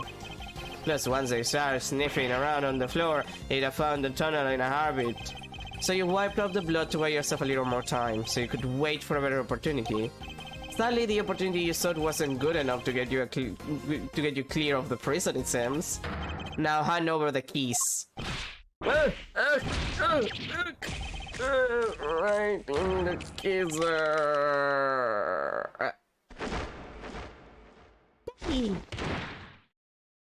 I love that bear. He should be in like a colder place though. Killed by a lousy stinking bum. Fine, you want the keys. Here, I hope you chug on them. I'm walking here. Overruled. Wait a moment, if Mr. Carcerato he had the keys. Indeed, Your Honor. Your theory relies on Knight having used the keys he allegedly stole to escape his cell. That was the only way he would have been able to enter Mr. Saint's cage and be moved to the workshop. Unfortunately for you, we now know that the theory cannot possibly be true. No! No! I hate Stas. I'm gonna give him the worst voice ever. Yes, this changed things up a bit, huh? Yeah? Now the only person who could have moved Knight's body is the one person who knew about the tunnel. No, hey, you're gonna be freaking... Mr. Carcerato, you're under arrest. Come quietly now, pal. Wait, you gotta grow, guys. I didn't do nothing. Alright, fine, I knocked those two chums out and I stole the keys. But after that, I went back to my cell and waited for my mom, and next time I went to night cell, there was nobody around. I mean nobody. Plus, his body was found in the workshop. You think I just magically magic my way in there or something? I couldn't have gotten out of my cell. Indeed, you only had the key to night cells. You couldn't have left your own cell back in the prison. But Mr. Canis' dog could. Well, it was not you, but Helmut who moved the body from your cell to the workshop. I get it now. You're saying he wasn't the only con in this conspiracy. Indeed, one can easily imagine that Mr. Carcerato and Mr. Canis might have worked together. One can imagine Sisyphus happy. Mr. Carcerato could have killed Knight and dragged him back to his cell. And then, Mr. Canis' dog took him from there to the workshop. There are no restrictions on animals' movements within the prison. Movement between the detention center and the prison proper, however, is tightly controlled. There was only one possible route, and only you could have taken advantage of it, Mr. Carcerato. How can you be so sure, huh? Maybe there's more of them than you just don't know. Something tells me that digging even a single tunnel was arduous enough. You know that, right? You try scraping more than one hole in the dirt with a spoon. Lucky for me, I didn't have to dig the whole way. Somebody already did a bunch of the work for me. What? You didn't dig the entire tunnel yourself? No, funny when they put me in that cell. Ran all the way from there to the well in the yard already. Even looked down the well to check it from there. It was the same tunnel, alright? I just made good on that, on what somebody else already started. Then what was the original tunnel for? Who knows? You're the one with all the answers, pal. Maybe somebody else tried to break out. Or maybe the animals dug it. Like to get water from the well or something. I've heard of more plausible scenarios than that in B-grade movies, Kay. Well's right, kid. Ain't no water to be had down there. Though, come to think of it. A smell. Yeah, I always smell kinda nice down there. Nice? Yeah, I don't know. Smells sorta like dessert, I guess. A sweet scent. That sounds very familiar. Where did we come across a sweet scent before? Mr. Knight. Take that! Detective Gumshoe noticed a sweet smell when we were examining Knight's body. With the help of the police dog, we followed the scent of the body and traced its route back through the prison. And that, Mr. Carcerato, was how we found your tunnel. Could that same sweet smell be what you noticed coming from the well? Very clever, Mr. Edward. You mean to suggest that this is evidence of the body having been moved through the tunnel? I do. Furthermore, Mr. Carcerato, you're the only person who could have done it. Nobody else had access. You have our thanks, Mr. Carcerato. Truly. Finally the truth comes into view. Now unburden yourself, it is time. Confess your role in this tragic incident. You ain't pinning this on me. I am glad to see that we are finally in agreement, Your Honor.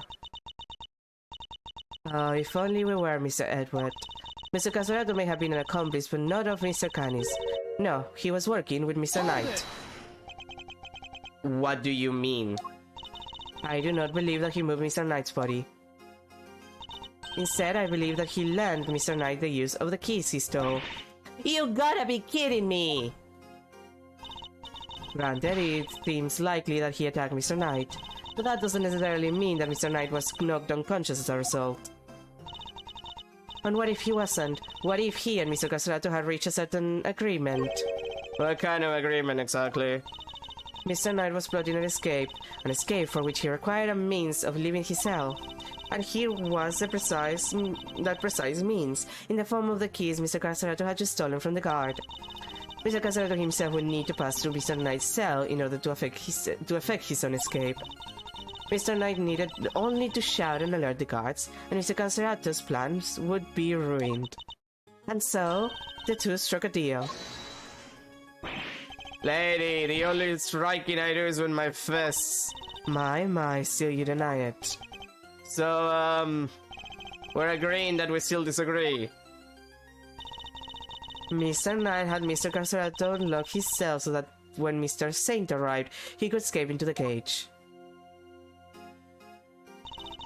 Mr. Saint then was able to move him into the prison proper just as planned.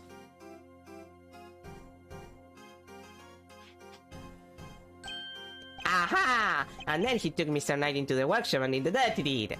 Hey, whoa, I'm dealing with these shits again. I am so tired of them. Especially this little shit. Objection! Were neither of you listening? The scent on Knight's body proves that it was taken through the tunnel. It was moved from his cell to the... Bitch! I'm in the middle of my explanation! Yeah, we're in the prison still. Perhaps if you would let me finish, Mr. Edward. I am not denying that Mr. Knight's body was moved through the tunnel. Then what are you driving at? Because I'm tired. I want to be done already with this shit. I want to go to the next case. Is this a trick question? As you say, Mr. Edward, the sweet scent shows around the body took. However, it did not enter the tunnel from Mr. Knight's cell. Huh? Then how did it get down there? There is another possibility, one you seem to have overlooked. The well in the yard. Could a body not have entered the tunnel from there? The well in the yard. Oh yeah, that thing! Mr. Sen did not take the cage to the workshop, he took it outside. There, he killed Mr. Knight and threw his body down the well. Okay, but like that creates a bunch of issues because A, there's no proof that the murder happened in the yard, and there was a show happening not so long after, so he would have needed to clean up really fast. And second, we checked the well, it's closed, it's like sealed with like keys and shit. It's impossible to throw a body down the well.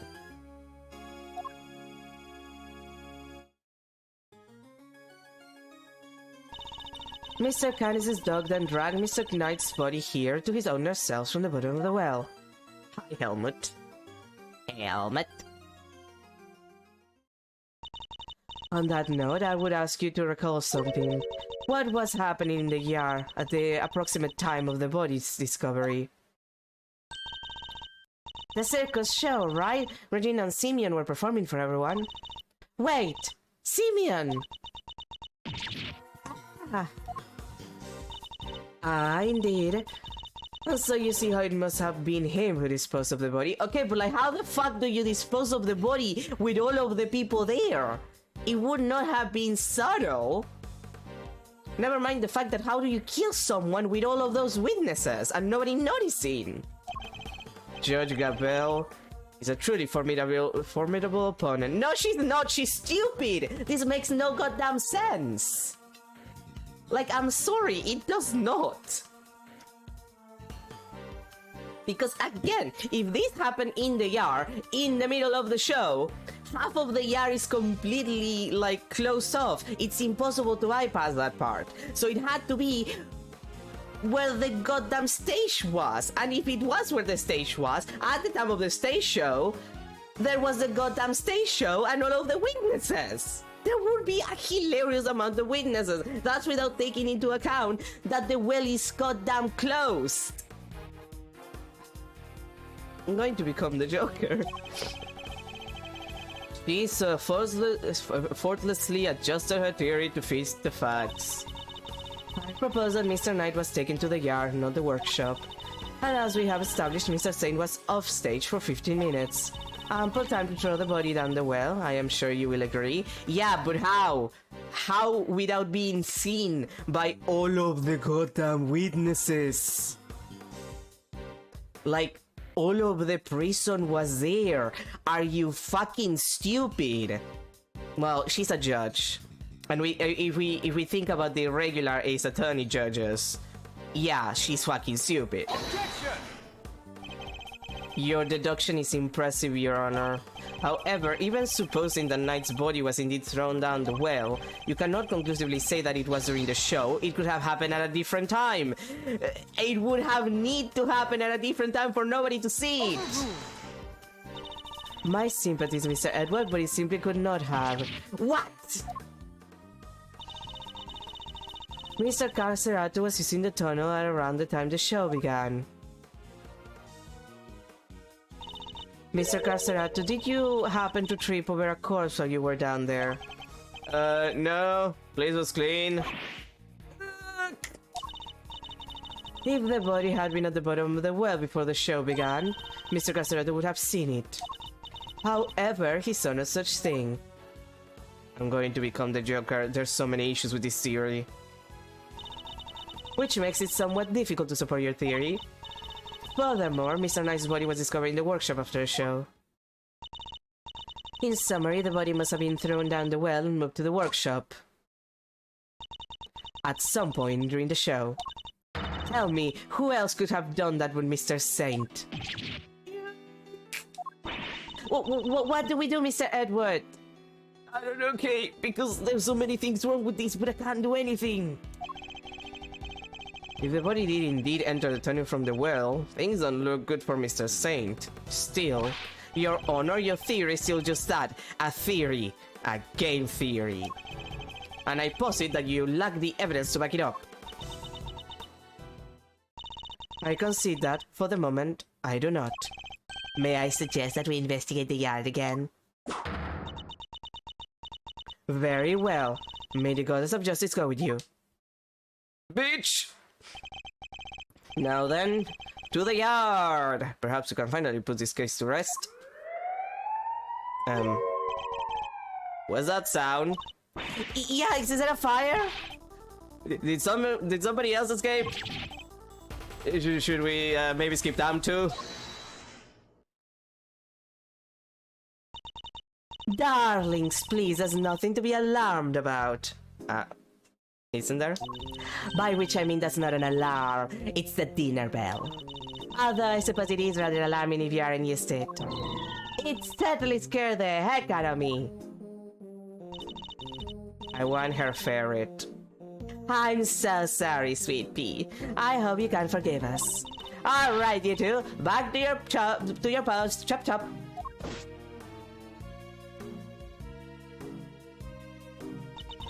And as for you, Rocco Carcerato, it's time you went back to your room.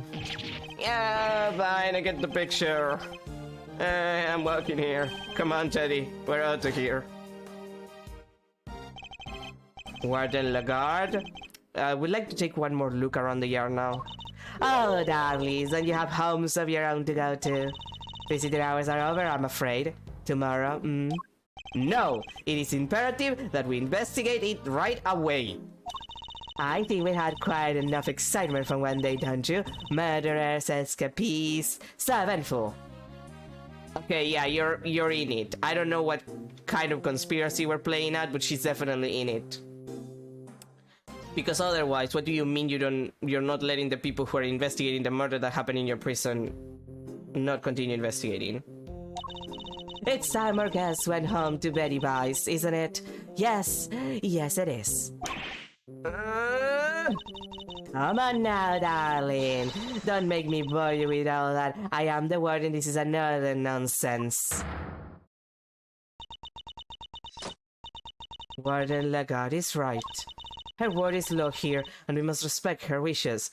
Not if we have, like, a search, a police search order. Did we get a search order from the police to do this? Because she does not have authority if we do have one, because that's signed by a judge. So we should be able to investigate for as long as the fuck we want. Nobody's gonna listen to me, okay. Mr. Edward, your investigation of the yard will have to wait until tomorrow. You may keep your badge for now. The matter of your standing can wait. I bid you all good day.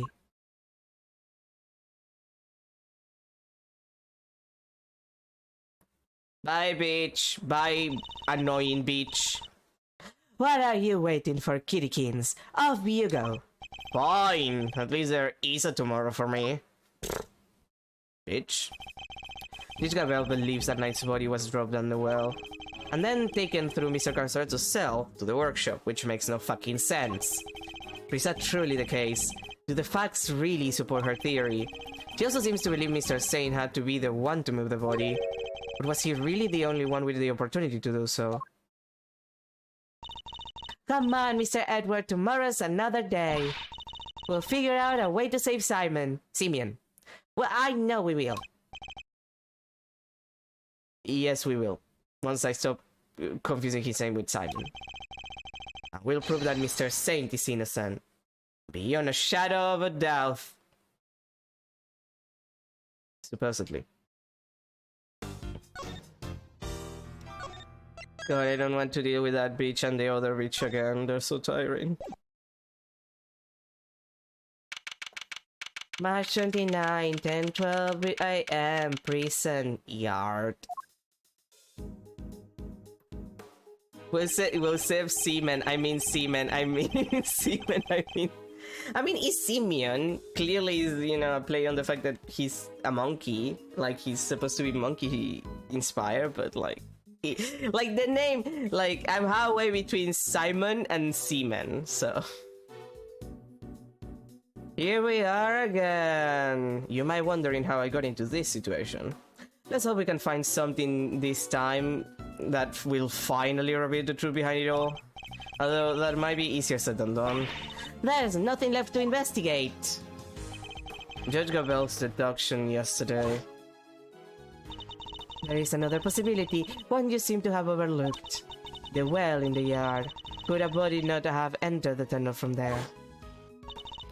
In summary, the body must have been thrown down the well and moved to the workshop. At some point during the show. Tell me, who else could have done that with Mr. Saint? That knight's body really been thrown down the well? The answer to that question will surely show us the way forward. But before we begin, I should tidy up my organizer a little. Unnecessary evidence has been removed. Remaining evidence has been rearranged. Let's see.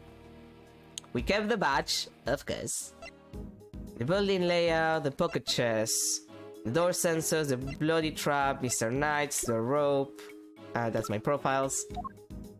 The prison roll call, the bracelet, the dog chest piece, the prison search, recount, the tunnel prints, the security gates, the security camera footage, the chess diagram, I did it again, the autopsy report, the chisel with the bell, and the bells as a concept. Let's see here. There's a cover on it, is what I've been saying this entire time. I tried a well, slap bang in the middle of a prison. I guess it'd be locked. Well, luckily I'm a master lockpicker. Want me to do my stuff? I think not. We'll do this investigation by the book. Come on, don't be such a stick in the mud. Whoa! What is it, Kay? The lock's broken, and from the looks of it, it's been broken for a long time. Well, shit. My theory is fucked. If that's the case, then anyone could have thrown Knight's body down the well. Judge Gabel's theory was that Mr. Saint carried out the murder here in the yard, and then during the performance he threw the body down the well. What do you think, Mirazarino? Possible or not? Oh, why don't we see if Misa can help us out again? He'll be able to tell, tell us if Mr. Knight's body was here, and which way it went. Good idea. I'll call Detective Gumshoe.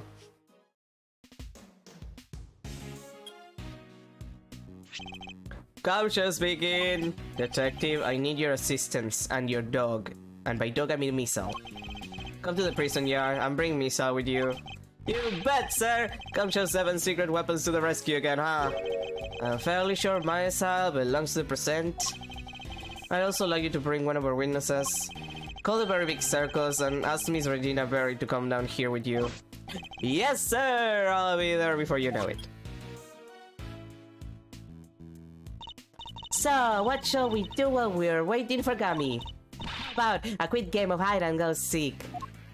Fun idea, Kiddo, but where exactly would we hide? It's not serious considering it.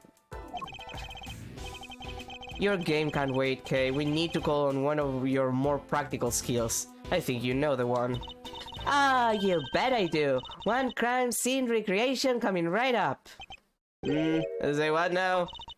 Let me show you. Introducing Great Thief's great secret weapon, Little Thief.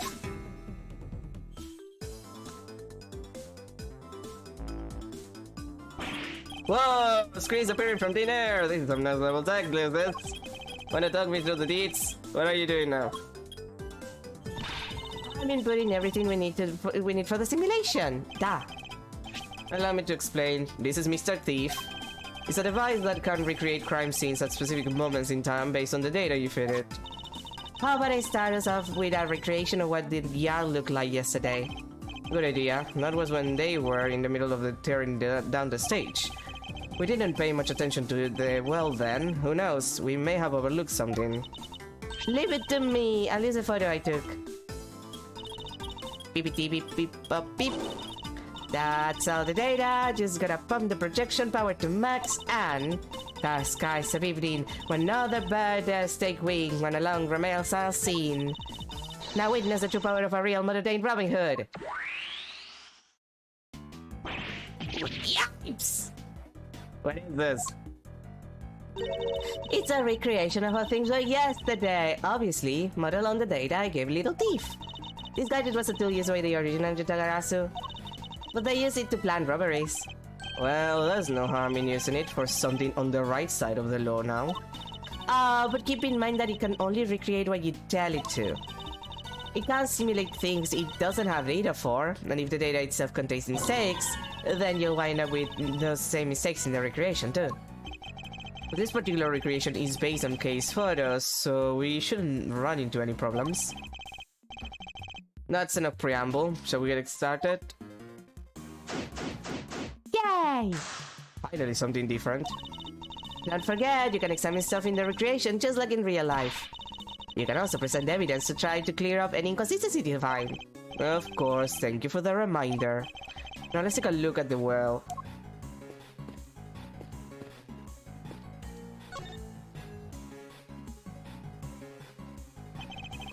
We should examine this area carefully. It may just hold the clue we need.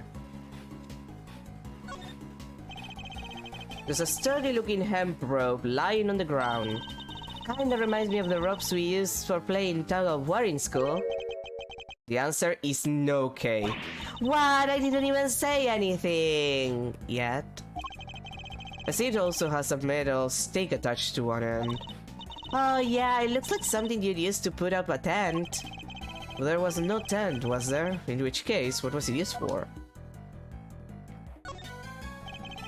It's a metal weight of some kind. It looks like it weighs... the projection makes it a little tricky to read. Do you remember how heavy it was, Kay?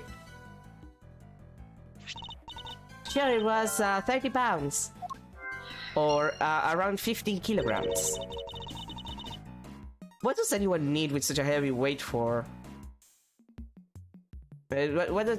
Bleh, can't read. Why does anyone need such a heavy weight for anyway?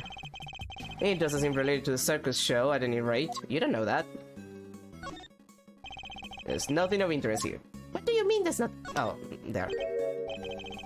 What are a bunch of pulleys doing here? They don't seem to be well pulleys for lifting buckets. And... the well was behind the stage, which means there aren't many people who could have thrown Knight's body down it during the show. This is looking worse and worse for Mr. Saint. So, what do you think all the stuff around the well was used for? I can't see any of the animals needing them for their part of the performance. Indeed, nothing immediately strikes me as likely. As a likely purpose. I have to ask Miss Berry later. God damn it, Regina.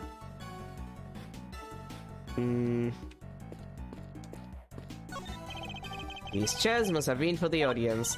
Well, I pity whoever had to put them on away. Really? Why? You've clearly never had to fold up a bunch of boring chairs before, huh? Not personally. Have told other people to do it, though. Come on, Mr. Edward, you gotta roll up your sleeves and help out once in a while. I'll consider it. Lazy ass.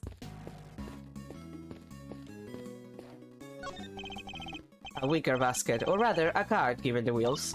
Hey, wouldn't it be fun to hop in and race it down the hill? No. Oh, you know what else would be fun? Racing down a hill on office chairs. Where did any of that come from? Elephant. What was the name of our trunk happy friend again? Asia the Asian elephant. Of course, how could I forget? Not exactly inspired though, is it? Was Miss Mary having an off day when she came up with that? Oh my gosh, Mr. Edward, not in front of the poor elephant herself. I suspect that's about all there is to find for now. The Diddy Gumshoe should be here soon too. Okay, you can power down Mr. Thief now. Sure thing, prepare to return to normality.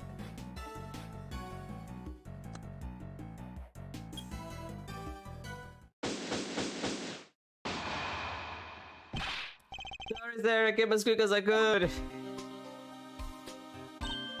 Ah, speak of the devil. Detective, that was indeed impressively quick. You know me, sir, never did like to keep you waiting.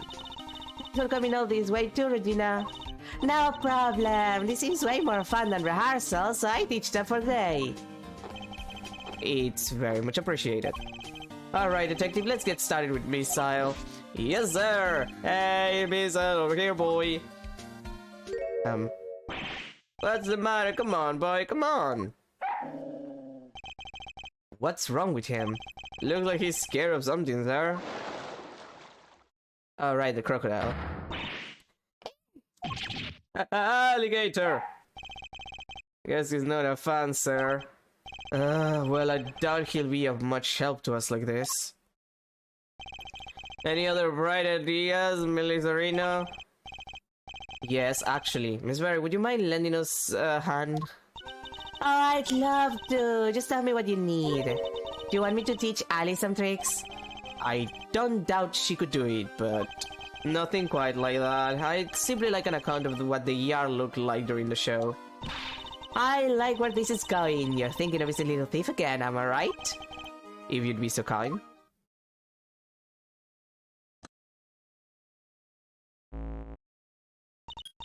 Okay, I plug in all the data, firing up the simulation.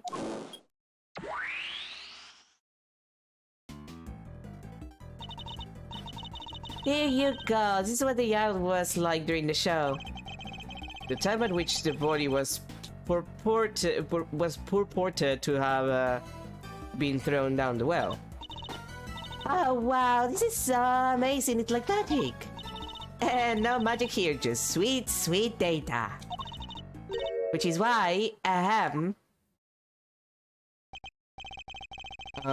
area behind the stage is missing. Yeah, Regina said she wasn't involved in getting the stage set up. So we don't have any data on what it was like back there. No data, no simulation, huh? Brutal. I'm so sorry, you guys. It's all because I let Simeon do everything by myself. No, it's all my Freely associate's fault. Objection, Fender! Anyway, we got a fresh simulation now, but we still have the other data too. I can switch back whenever you want to the recreation of them taking down the stage. So you can examine the scene both during and after the show, and switch between the two at will. You can switch between recreation by using X to talk with K. Now then, let's continue our investigation, shall we?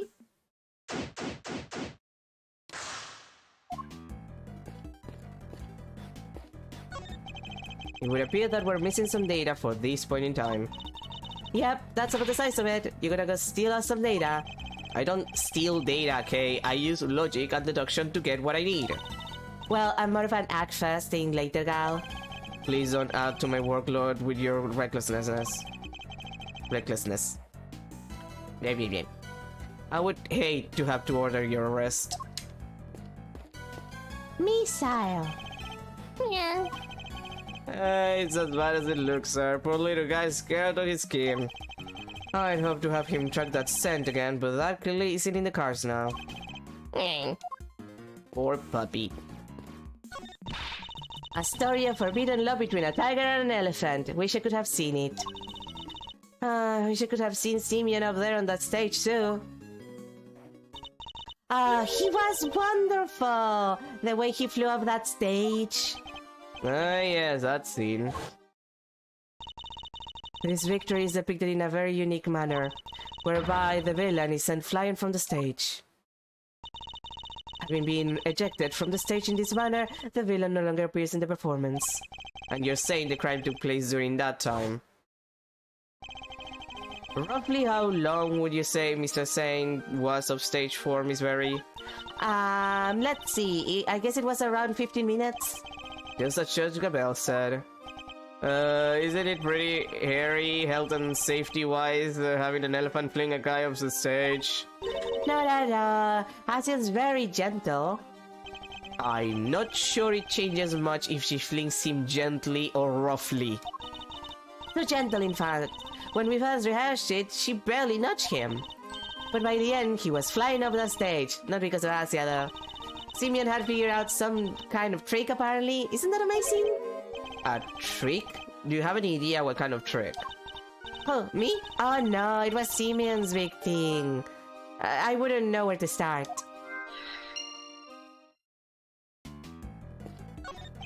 The chairs are lined up neatly for the show. We know there were a few empty seats during the performance. Something about this space, the way the seats are arranged. Reminds me of a karaoke contest I entered as a kid. You enter a karaoke contest? I sure did and came in second. Even in the depths of night, when no other bird dares to take flight, one alone soars to shine the light of righteousness on the world's blight. Tell me you didn't actually sing that. I sure did. She did well to take second place, or perhaps stole is more apt. Or is it more that she failed to steal first place? I'm overthinking this.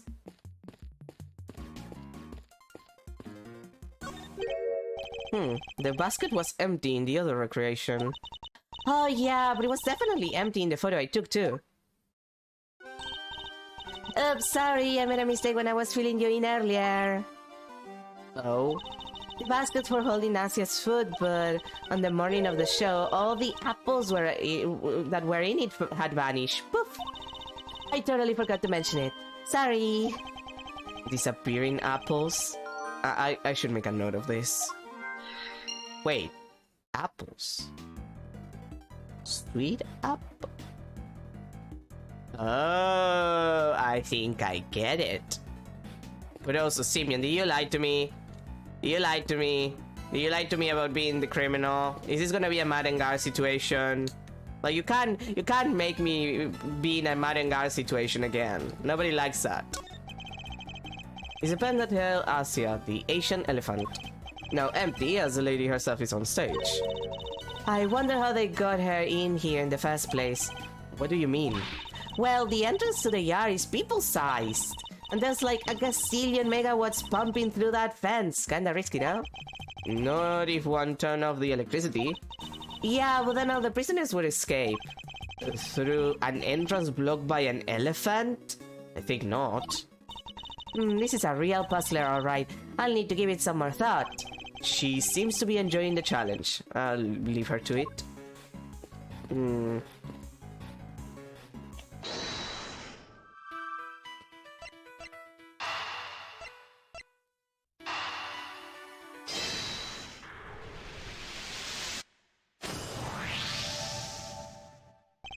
The trick Mr. Sane performed for his big scene, could it have something to do with all the items we found by the well? Okay, I'd like to have another look at the equipment around the well from yesterday. Can you have Mr. Thief bring up the recreation from when they were tearing down the stage? Yeah, got it.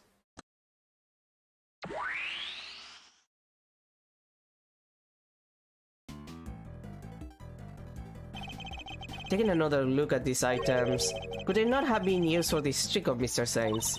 Sounds plausible enough. Hey, I could maybe add it to the simulation. Good idea. Please go and ask Mr. Sane for the details.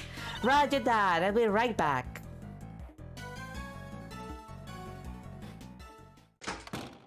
"10 minutes later. I'm back, and he told me exactly how he did it. Excellent. Well, how does it work? He said he used a pulley at the top of the well to suspend a heavy weight from the rope and lower it down into the well. The other end of the rope went through 2 more pulleys and was tied around his body.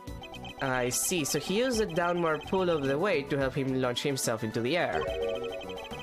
But how did he make sure the weight only dropped when he wanted to? He used a stake to stop it, that's how. Miss Berry didn't seem to know anything about the trick or the contraption he built for it. In which case, I suppose it must have been Mr. Saint himself who pulled out the stake. That's right, and to do that he used a second length of rope. He tied it to the stake, and then, when he gave it a sharp tug, the stake was released and the weight dropped down the well. It's a great trick. I have to steal it. This one has to go in the Great Thief's repertoire. It may not be quite that easy. These kinds of circus tricks can require years of practice to master. Simply stealing the idea won't be enough. Alright, practice it is then. Well, before you run away to do so, would you mind updating the simulation? Alright, then we can see how it'll work for ourselves. Okay, but now what gets me is that 30 pounds is not that heavy. Like, 15 kilograms is not little, but it's not enough to just raise a guy to the air through a pulley system. You would probably need something that is twice that weight, or at least the weight of a human being. Simeon, I swear to fucking God. Okay, I'm switching back to the recreation of the performance. I swear to fucking God, Simeon. And now to add in the data. Little Thief should be able to reproduce the trick now.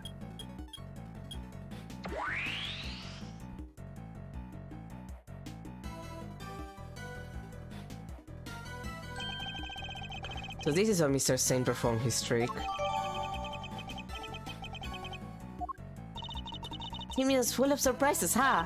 I mean, dropping that weight down a well to help him fly off the stage like that? That's genius! Indeed, but I imagine he would have needed quite a lot of weight, more than him at the very least. It would have taken some serious pull to lift him into the air like that. Yeah, and probably a ton of practice.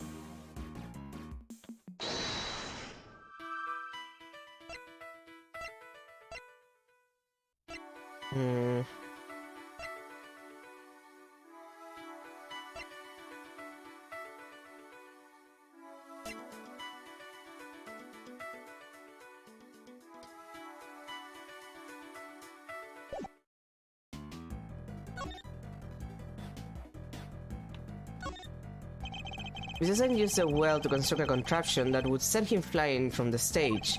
It made clever use of 2 ropes. This tarp is just like the one we saw in the workshop. This tarp is just like the one we saw in the workshop.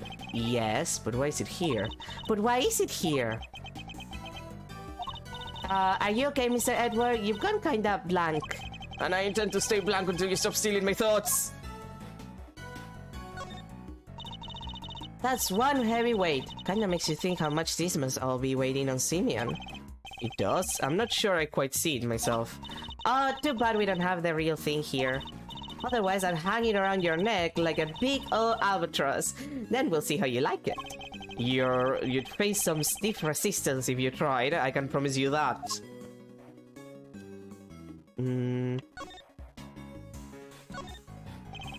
A pulley and a rope. I suppose the 2 ropes do tend to go together. They should do, like a great thief and her treasure. Can't have one without the other. Sorry, but the proper pairing in this case is a great thief and a set of handcuffs. This is a rope that was hanging down the well. There's no piñata at the end of it, and definitely no bucket. Do try to be serious, Kay. Oh, come on, Mr. Edward. I'm just trying to lighten the mood. So cut it out with that stare of yours. Actually, she may be onto something. We might want to consider what could have been attached to the end of the rope. And Mm. Now I'm trying to think.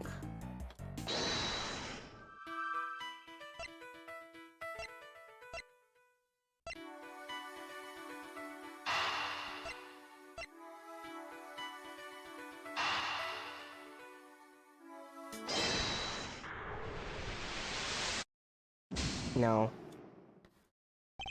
That doesn't add up. God dang it. I better think again.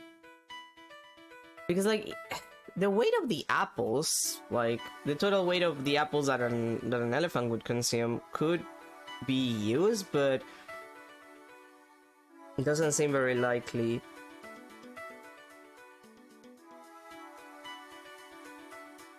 But also, like, the thing about the 30-pound weight is that it's not enough. Like, yeah, it's a lot. It's like half or 1/3 of like an average human's weight. So, an average adult anyway. So there's something here that is very weird. Wait, doesn't this seem odd to you? No. You haven't noticed, Detective. There's something strange about the weight we found. I mean, I would say that it's how heavy it is, but... maybe... no, like... yeah, no, the issue is that it's not heavy enough. Is again, that's... for an average human... yeah, no, for an average human, that's like 1/3 of their weight. Rather than, not even half, like it's 1/3 of the weight that a human is, like, on average. Or like, if you're very thin. Like, we're talking on their weight, kind of like, heavy. The one weight on its own wouldn't be heavy enough. A single 30-pound weight couldn't have lifted Miss Sensei off the ground. Yeah. In which case, could there perhaps be some weights missing? Looks like a job for my 7 secret weapons, sir! Shouldn't need to use MRIs. I suppose I should speak with him then.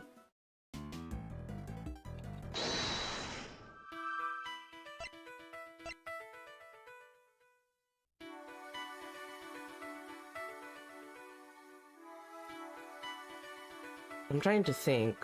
Like, there is just something there.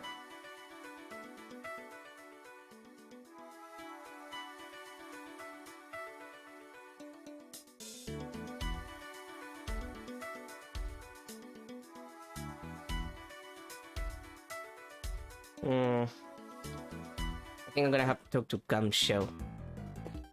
Gumshoe, I need your metal detector. Don't say a word, say I know just what you're looking for is written all over your face. It is. Misa may be temporarily out of action, but my fishing rod is good to go whenever you need it. Oh, and if you want to give the metal detector a shot, I have that too. I've never seen him so excited. I'll be sure to let you know if I need either of them. I thought it was Gumshoe. I'll be sure to let you know if I need either of them, Detective. And in fact, we do. Because that's what I needed. I thought that we were actually gonna use it, but if you're gonna give me the thoughts, the logic thing, then sure. Detective, I have need of one of your secret weapons. Roger that! The metal detector, if you would be so kind. Aw, jeez, I'm never gonna get to use my fishing rod. So, before we get started, let me run you through how the metal detector works, sir. It's simple enough. It uses this sound. And this gush. To tell you how close you are to something made of metal. The closest you get, the more strongly it'll react. When it starts going well like this, just give me the order to examine the spot where I'm standing. Say, why do we got here? Oh, the fence. Anyway, that's how it works. You tell me where you want to go, where you want me to look, sir, and I'll get right to it.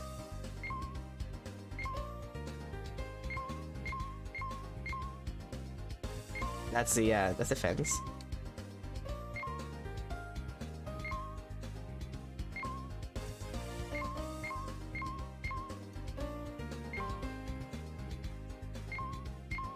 It's really just the, you know.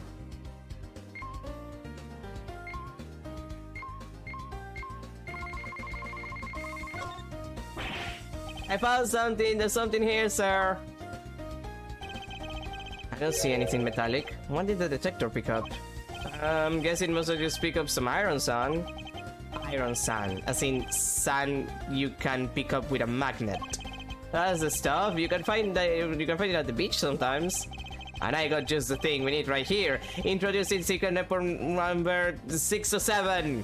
We're actually at 5. Are you making this up as you go along? A seemingly ordinary magnet that I found at the hardware store. Watch this. I just bring it close to the ground and ta-da! It's picking up the iron. Well, come on, little guys, come to Papa. It must be nice to be so easily entertained. Regardless, the investigation must continue. Alright, let's get back to it. God damn it.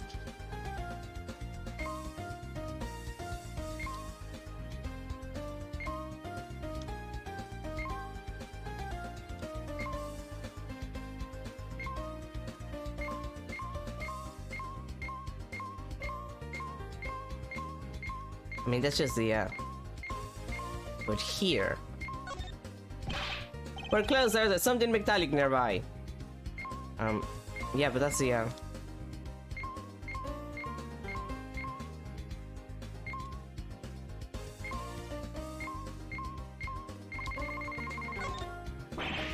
got something, there's something here, sir. Oh, it's a gold coin, sir, what a find. I go down in history.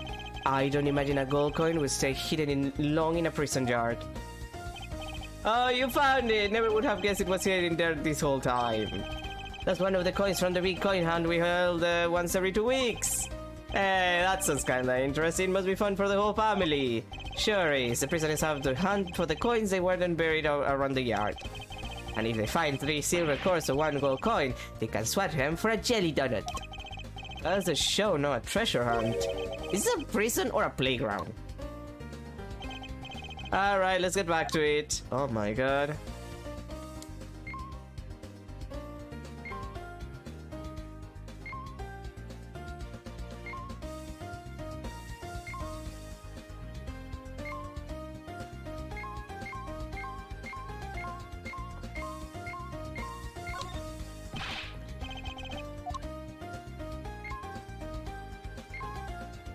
Like, that's... you know...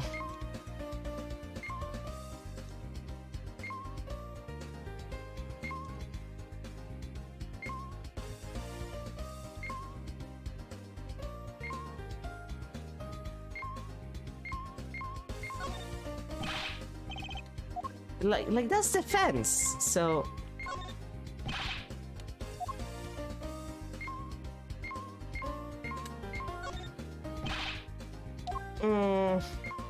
Come on, that's a fence. What are you talking about? Like what? Well, it's either that or I'm not... It's like... Oh. Oh, okay. Wait, what didn't that sound before? I was pressing myself there. Sir, I'm picking up something over here. Let's take a little look-see. Found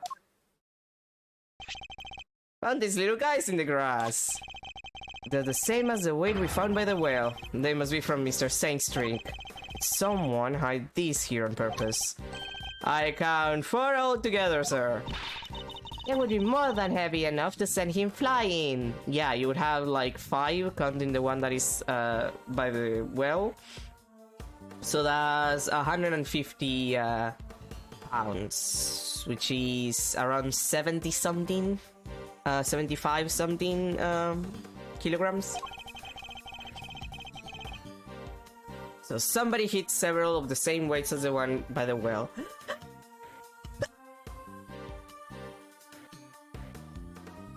Good. I hate summer and I hate allergens. I hate it so much.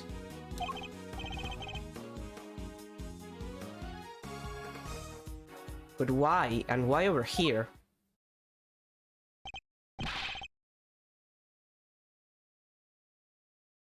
Yes, nice work, me. Eek! Thank you. Alligator! The thing nearly gave me a heart attack. Huh? What's the matter, detective? It's the metal detectors here. It's reacting to the alligator. What? How? You're sure he's not responding to the weights we just found? No, sir, I'm sure this is something different. And I'm sure it's coming from the alligator. And she's gone. Ah, we scared that big snapper good. I don't think that's it, Kay. Huh? Then what is it? Ali hasn't been herself lately. That's the name. Ali, the warden's favorite pet. She wouldn't even look at the food Warden Lagarde brought for us yesterday. She was acting as if, I don't know, as if maybe she'd eaten something that didn't agree with her. Maybe the metal detector was responding to whatever she ate, sir. Oh no, what if she ate one of those weights? I hardly doubt that even an alligator would swallow a 30-pound lump of iron. So what did the metal detector actually pick up? And why would someone hide those weights? Perhaps I missed something when I look at the equipment by the well. Okay, could you recreate the scene again? Coming right up!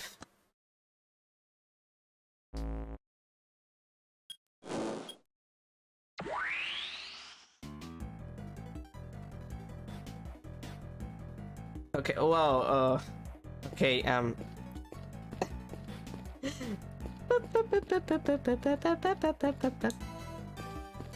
didn't know I could do that to her. That's funny. Wait, let me see if I can replicate it again. Look, come on. Come on, Edward. You have to be in the right position. No, I could only do it once. Oh, no. Oh, God damn it. I was gonna say, first of all, I'm out of water, so I'm gonna go get myself some water, and it's a good time, like, I checked the time, it's a good time for intermission, so I'm gonna get myself some water and some coffee, and then I'll come back.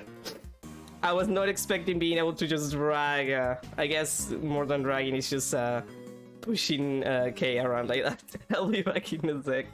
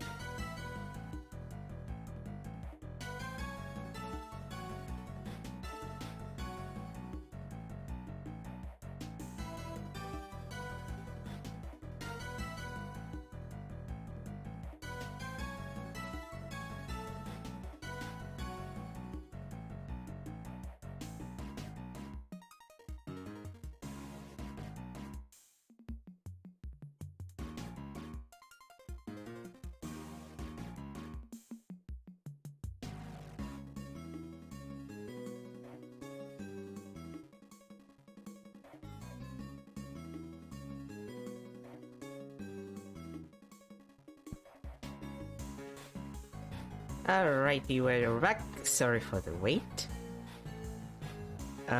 What were we doing? I forgot.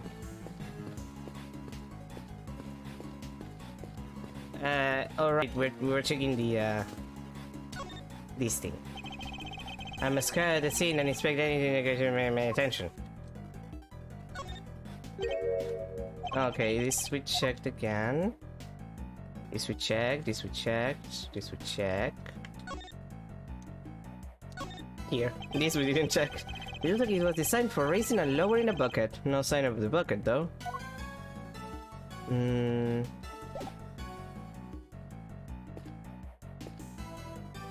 Alright, I have to deduce.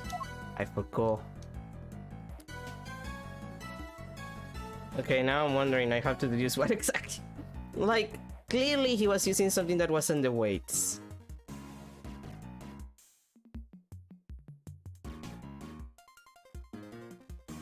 Wait. Wait, there was...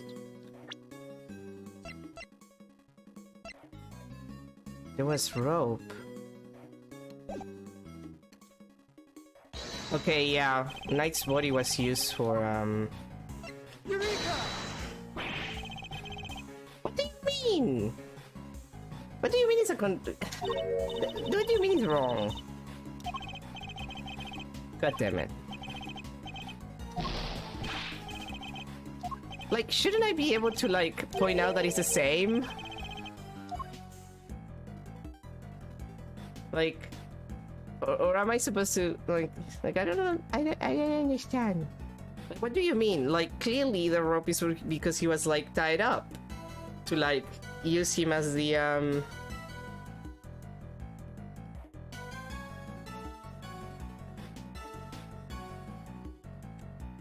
Like... I don't understand. I don't understand. It clearly has to do with these. Maybe I have to use this first. Okay, then this one. Is that one. Think about the two recreations. The one during the performance and the one during, and the one we're looking at right now. There's a major difference between the two, obviously. Namely, that one of the ropes is missing. Right, because there's only two, and you need one for the pulley, and you need one for the thingy that lets the weight fall. Oh yeah! Mr. Saint's trick wouldn't work with only the items we see before us. So what happened? Where did the missing rope go? I think one of the pieces of evidence we collected might tell us exactly that. Really? But show us where the missing rope went, and now it's the rope. Take that! This rope was found beside Knight's body. Wait, you mean... Yes, it must have been the other rope using Mr. Saint's trick. So you're saying, yes, that this rope did indeed have a weight attached to it, but it wasn't any of the iron weights we found.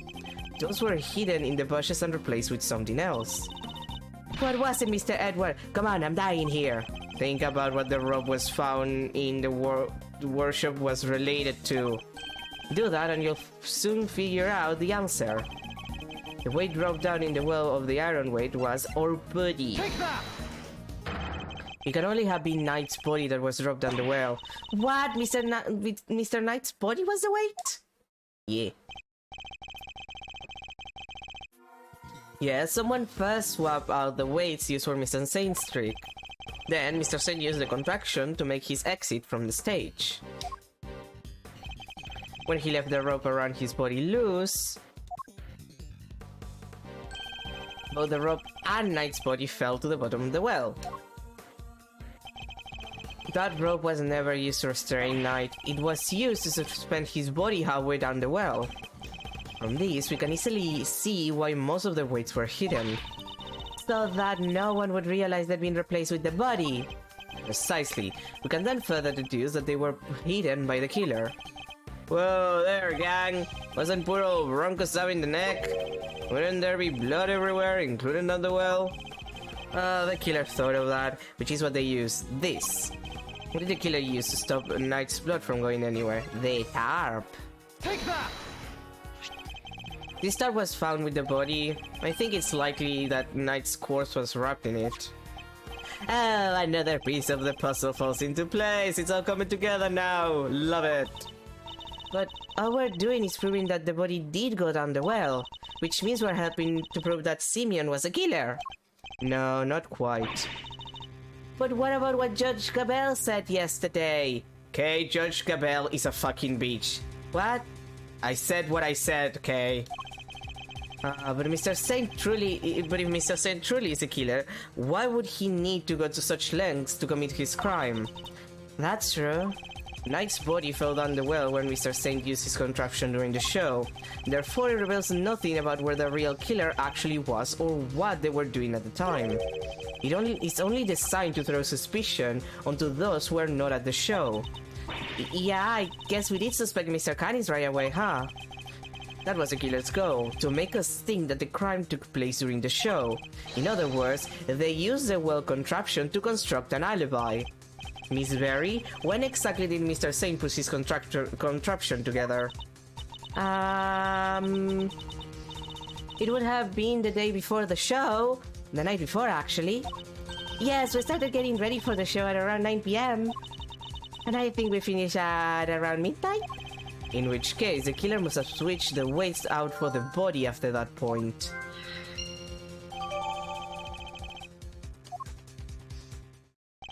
Did Canis know about this contraption?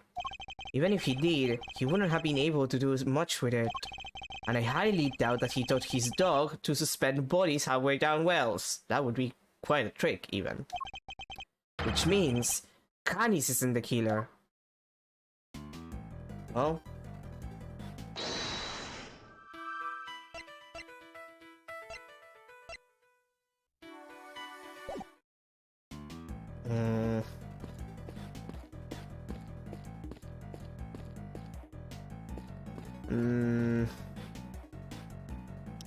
Now I'm thinking, like,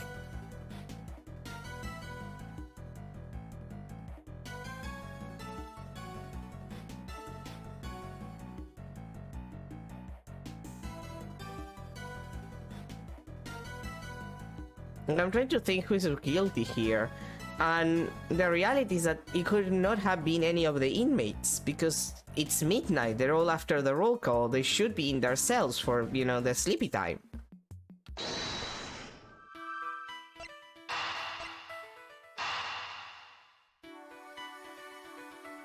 Does that work? No. God damn it. God dang it. Like, the only person who might be able to do this is someone who has to have access, like, is someone who has to have access to all of the facility at any point in time, and the only person who can do that is the warden. So Lagarde has to be responsible then, because no one else would be in the conditions to actually do this crime at that time and that point in time.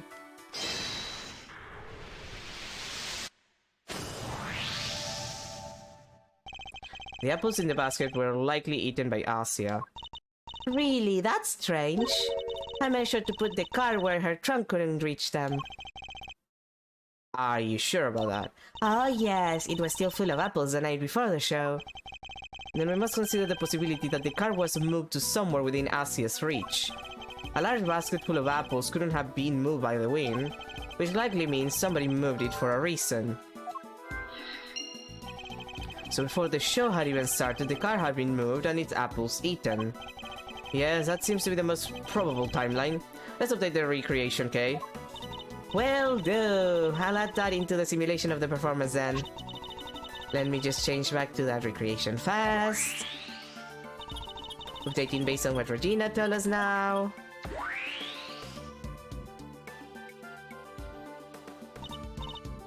There, all done. Little wonder it smelled of animals. It was being used for the elephant. 2 Asia's apples, right? Yup, it was full of them the day before the show. So they vanish overnight. Did you figure something out, Mr. Edward? Quite possibly.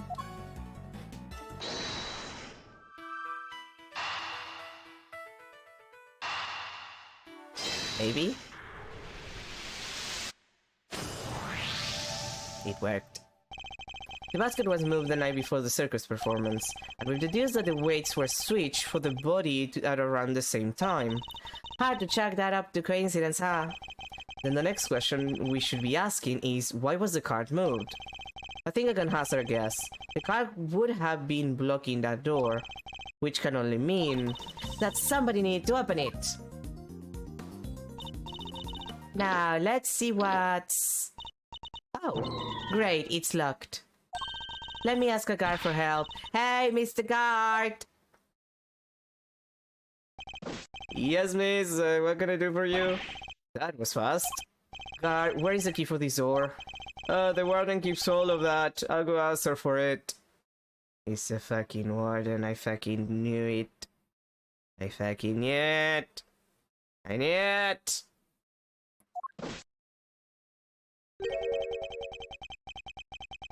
Warden Lagarde is the only one with a key. Meaning if somebody did open the door, they would have had to get it from her somehow. Or it would have had to be her. Thanks for the help! Look at all these beakers. They must control the electricity for the whole prison. So, we're thinking somebody got in here the night before the show, right? But why? What were they trying to do? Well, I doubt they came here by mistake, thinking it was a break room. They must have come to tamper with the switches. Did they turn off the power to something? Come to think of it, wasn't there something that lost power? It might have lost power had a breaker been flipped.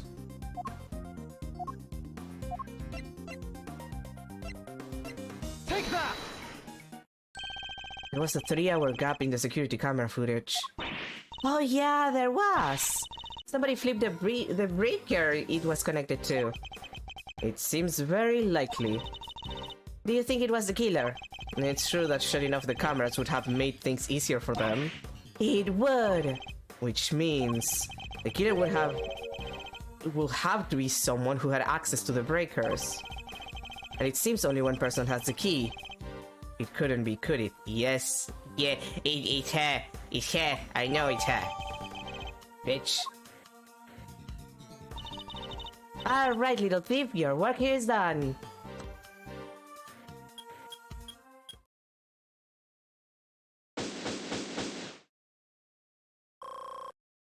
I'm healed.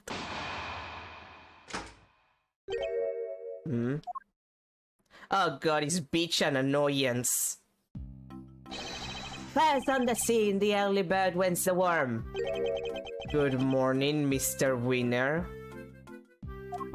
Well, you! How you get here before me? Good morning, Mr. Edward. I see you made an early start. And I see you made a late one, Judge Cavell. This is not my only case. I am a very busy woman. Not all of us enjoy the freedom of a prosecutor relieve on his only current responsibility. Oh, I do apologize. I meant, of course, an associate attorney. Associate, more like asinine. We'll see about that. Also, do you even know what the word asinine means? Eustace, let us begin the investigation of the yard. Okay, I'll go get some officers to help. Hold it! That won't be necessary. Why not? We've already finished investigating the yard and won quite the prize in the process. Won? But I'm supposed to be the winner! Your Honor, I'd like to revisit your theory from yesterday in order to thoroughly disprove it. She is so salty. I would caution you to choose your words carefully, Mr. Edward. As I am sure you remember, your badge is in my hands. Bitch, if you take my prosecutor's badge, I'll just become a defense attorney. And I'll go work with my boyfriend. Wright and Edward Associates. Everybody likes the sound of that. How could I forget? You've told me several dozen times already. Perhaps you'd care to try a different threat. Overruled. You have been warned repeatedly, yes, and each time my words seem to have fallen on deaf ears. Allow me to make this crystal clear. The committee cannot and will not tolerate insubordination. Objection! The fate of my badge and the whims of the committee are of no concern to me now. The only thing that concerns me is proving Simeon Saint's innocence. Interesting. Unspoken like a true defense attorney. In that case, I shall be equally uncompromising. In the name of the goddess of justice, I will strike down your case without mercy. When I am done, your career as a prosecutor will be over as well. I hope you do not come to regret this. I just told you, if you take my badge, I'm just gonna become a defense attorney and go work with my boyfriend. I have work options, bitch. My theory remains the same as when I related it to you yesterday. Mr. Carcerato did not see Mr. Knight's body when he passed through the tunnel. As such, the body could only have been dropped down the well during the show. We both know the only one who could have dropped the body down there during the show is Mr. Saint. That's still your assertion? And you can prove it, of course? Of course you can. Well, who do you think you're up against? Honey? Eustace? Sweetie? No one fucking asked you. Like, literally who fucking asked you, sweetie? You're not in this conversation. I'm gonna fucking kill him.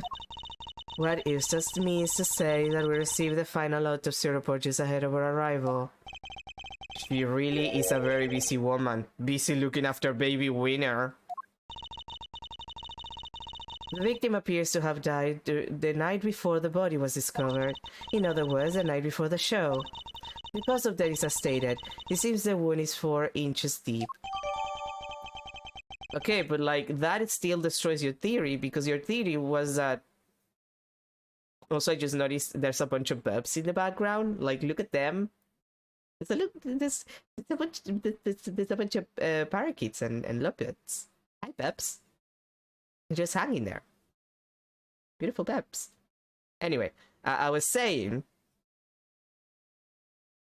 It still doesn't work, because her theory was that Simeon killed him and robbed him during the show.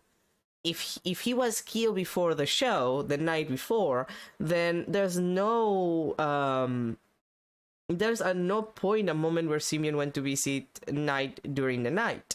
So her entire theory necessitates that it happened during the show, and it just is not what happened. So she's fucked anyway, because it doesn't work.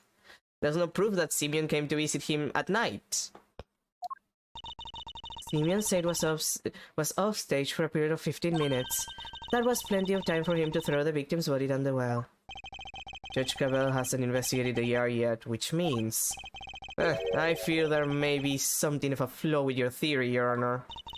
You seem very confident of that. But do you have any evidence to prove it? Yes.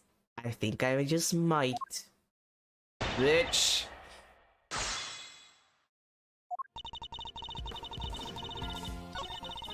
Yeah. Yeah.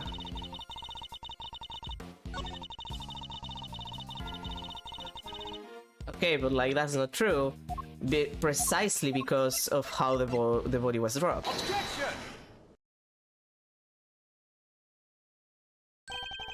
Sorry, Your Honor, but there's something else you're going to have to take into account. The well in the yard was rigged up to create a certain unique contraption. A contraption? Was it like the one that killed Shinzo Abe? I mean, go on. You will recall that Mr. Saint was sent flying from the stage by the elephant. I do, just before he was to be absent for some time. He was only able to fly through the air thanks to a weighted rope he tied around himself. Dropping the weight end down the well allowed him to complete the trip. Objection! Wait, wouldn't that send him flying as soon as he set his foot on the stage? Hold it!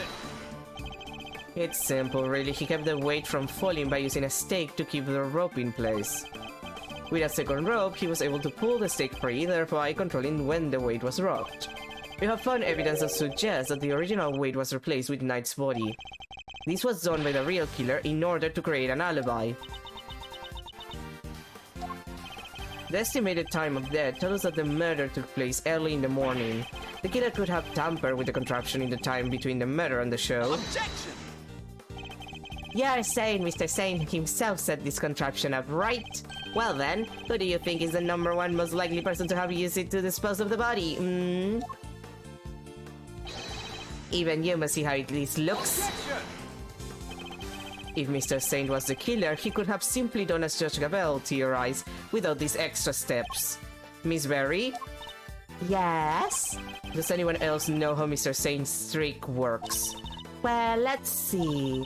We had to get the prison's approval on what we were going to perform. So I don't think Simeon's the only one who knows. And there you have it. Interesting. You have certainly been diligent in your investigation. And yet I fail to comprehend your actions still. Why do you not work to do what is right? Is what I am doing wrong? If so, who is it that deems it so? How can you not grasp even that? How can you not see that you are doing wrong at this very moment? You are a prosecutor, and yet you aid the defense. You've never seen me in the court with my boyfriend, have you? This flies in the face of common sense. You are breaking every rule in the book. I think only of what is right and just, and act as I see fit in each situation I am confronted with. Translation for you, Judge. I do whatever the fuck I want. This is the path I have chosen, and whether you can comprehend that choice is immaterial. But if you mean to stand in my way, I will fight back with all I can bring to bear. Perhaps the goddess of justice is testing me. Very well. If it is her will that we must fight, then I shall end this once and for all. Listen well, Mr. Edward, for there is another reason why only Mr. Saint can be the killer. Uh-huh. Pray tell.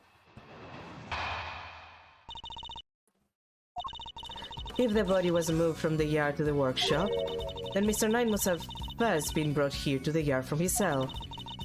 The only person who had the opportunity to do that is Simeon Saint, and thus he remains the only plausible suspect. Mr. Saint took a cage with him to Mr. Knight's cell, but why would he do that? Why take such an unwieldy object all the way to the holding cells? Yeah, it is pretty sus.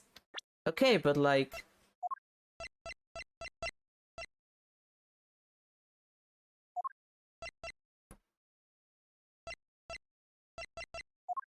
Okay, so like, from the autopsy report, he died between 3 a.m. and 6 a.m. We know that there's footage of him talking to Simeon, but the footage of him talking to Simeon does not have a date. Well, rather, it does not have a timestamp, if memory serves me right.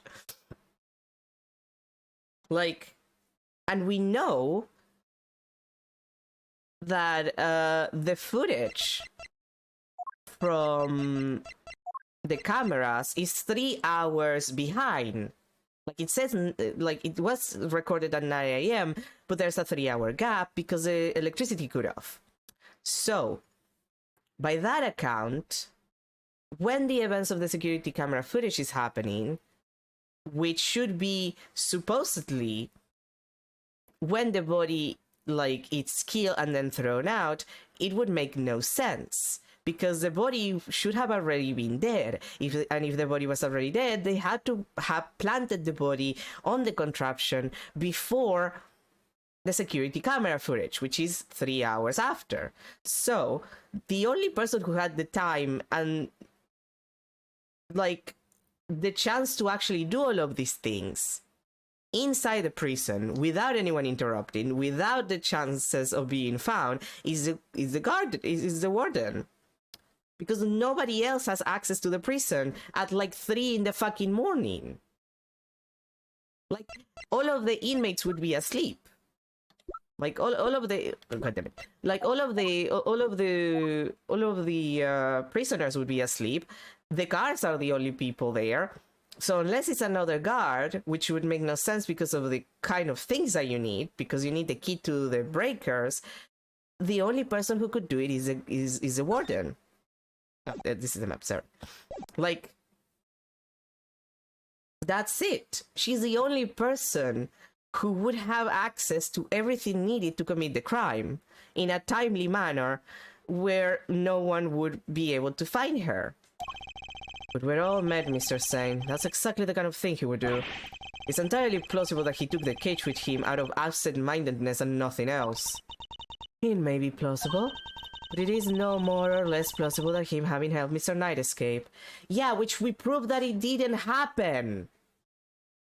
Like, woman, why, like, again, I keep getting insanely upset about this stupid idea of like, oh yeah, he didn't, like, he helped him escape and then he killed him. Why would he help him escape in the first place? I need some real solid evidence if I'm going to get her to budge. Like, a lot of these hinges in so many, like, little bullshit things that make no sense. Yeah, except not really. Like... Objection! No. Mr. Sen is far from the only one who had the opportunity. Which opportunity are we talking about again? We'd previously established that the time code on the security footage was off by 3 hours. And from this, we can deduce that there must have been a power outage lasting for that length of time, during which anyone could have moved around the prison undetected. Do you mean to say that our killer intentionally created this 3-hour gap? That it was no simple camera malfunction? Is that even possible? It was completely possible to create a 3-hour gap using this. The breakers. Take that! Our investigation of the yard turned up something rather interesting. A panel of breakers, one which can be used to cut the power to the security cameras. We also learned that the door to the power room may have been open at around the time of the murder. What? Such a shame to see one so capable fall so short of the mark. Mr. Edward knows what he's doing. Then how does he explain the lock on the power room door? Oh yeah, it was kind of locked up tight. And the warden's the only one with the key. Those breakers are vital to the prison's infrastructure, so I very much doubt that anyone could have gained access to the power room's key so easily. Objection! I know. I know. That's the point. No, but one person could have. I beg your pardon? That person, the killer, had easy access to it, in fact. And what's more, their position here is such that nobody would dare question them. Objection! What? There's no one like that! The breakers to the electricity fence isn't there. They would be questioned in an instant. There's only one person who meets this criteria. I can hardly believe it myself, but I have to follow where the logic leads. The person who had access to the power room key was... yes... Lagarde. Take that! The real culprit is... oh, Missiles does not like it. Does not like her. Warden Lagarde. Ah, just look at you. Aren't you the cutest little poochie-woo? It's not just a pretty face. Missile also has quite a nose for sweet things. It seems she's smelling something very sweet indeed. And it's coming from you. Oh, darling, you're making me blush. I'm not even wearing perfume. Then perhaps it is a sweet stench of death. You're a regular poet, aren't you? I had no idea. But if I didn't know better, I'd almost think you were calling moi the killer. That is precisely what I'm calling you. What? Warden Lagarde is the killer. Mr. Edward, do you realize what you're saying? Ha ha ha! Such a naughty boy! How could he suspect me? I'm the one in charge around here. Yeah, that's precisely the problem. It's like we're in a murder mystery, aren't we? And equally far-fetched, this is preposterous. No, it's actually perfectly logical. Sadly, it is not, although I can hardly believe it myself. But this is where the evidence points, and we must trust in the evidence. This piece of evidence proves that Warden Lagarde is the killer. The bells. She's the only, she had access to Candice's things. Well, no, it probably wouldn't, that's a detail that's important, because otherwise, she wouldn't have been able to create, another person that we can suspect. But it's probably not that what he's asking me. I guess, is Knight's body? That's the only other thing? Because, yeah, she's the only one who had access to it. She had access to his cell, she had access to the yard, she had access to basically every space where the body might have been. Therefore, having, access to the body. Take that! Your scent betrays you, Warden. And here's your accuser. The police dog. They had him track a sweet scent that was lingering around Knight's body back when it was first found. It now appears to be smelling the same scent, and it's coming from you. Oh, darling, you're priceless, really you are. Your evidence is a whiff of suspicion. Verity, dear, do put him in his place. It seems Judge Gabel may have reached a similar conclusion to myself. You believe this to be no mere coincidence, Mr. Edward? I do. After all, she had the key, and the scent found lingering on the body is hers as well. Were it just one or the other, we might be able to brush it off as a coincidence. However... Indeed. Then it seems a conclusion approaches. Perhaps we should hear what the Warden has to say for herself.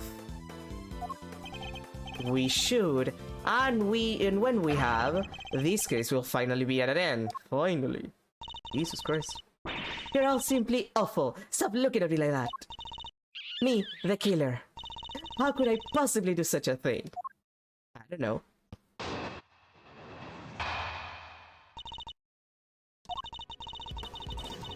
I didn't do it. That's like O.J. Simpson's biography being If I Did It.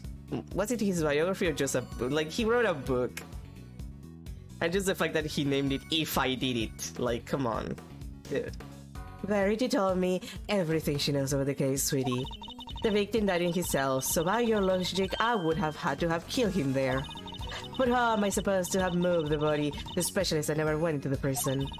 I was too busy with work, you see. I was cooped up in my office until right before the show began. Check if you like, you won't find a record anywhere of me having entered or left the prison proper. I mean, why would there be a record? You're the warden, nobody fucking cares. You can, change the records if you need to. I haven't the first idea what harebrained theories you little scums have cooked up, but I'm innocent. There's simply no way I could be the killer. Give me a break, Missile doesn't lie. Don't make it hard on everyone and just come clean. Oh dear, I'm afraid you are the one making things difficult. As I just said, I never went into the prison.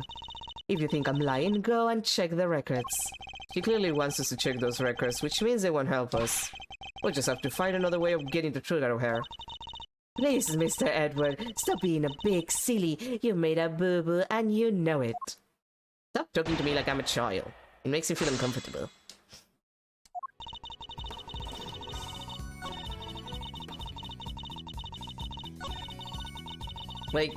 The thing is that she could very much avoid going through the corridor because she has a connection to their yard. Hold it! Sure, maybe you didn't go through the main entrance to the prison, but what if you took another route? Oh, come on, sweetie, surely you don't mean that awful filthy tunnel they discovered. Why, until yesterday I had no idea it even existed. No, you had another way in, I'm certain of it. A route that didn't require going through the main entrance or the tunnel. The ride you took went through this location. The yard. Take that! Through the fence? Warden, you took Knight from his cell and brought him to your office, which just happens to be connected to the yard. If you had a way through the fence, then you would have been able to circumvent both the entrance and the tunnel. A gold star for creativity, darling. And how would I have gotten through the fence, The extremely high fence, topped with razor wire with thousands of volts of electricity going through it? Yeah, how is she supposed to have gotten through that, The fence's electricity supply can be cut off from the power room. And only you had the key, Warden. No one but you could have done it. Utterly ridiculous. The power room is on the prison side of the yard. Warden Lagarde was on the detention center side. How would she even have reached the power room? Exactly, Verity, darling. Well, Clever Pass, you've dug yourself a real hole now. That's what she said. If there is no record of Warden Lagarde having entered the prison proper, then the idea that she could have shut off the fence by using the breaker is out of the question. There must have been some way she could have done it. Take a deep breath, big guy. Lose your cool and you've lost everything. But if I don't find a solution, she might wriggle out of this. Hey, I say take a deep breath, not freak out and completely lose your cool. There's nothing to be gained by banging your head against the same wall, yeah? No matter how you look at it, Warden Lagarde couldn't have done it alone. Mr. Edward, if you cannot...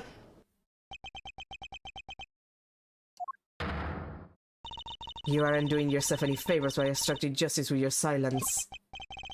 That was a reflexive objection. Which, again, I mentioned these before in the Ace Attorney, when I was playing the original trilogy. But if you actually, like, know of if you actually, like, meet actual lawyers, like, in law school, they will tell you that,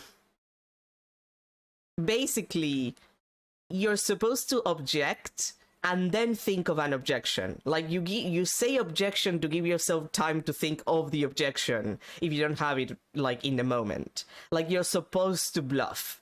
Lawyering is, in fact, a lot of bluffing. So, in that sense, Ace Attorney is actually hilariously accurate. Not about anything else, though. But now that I've yelled it, if I don't come with an answer, it's all over. I have one more thing to add, if you'll permit me.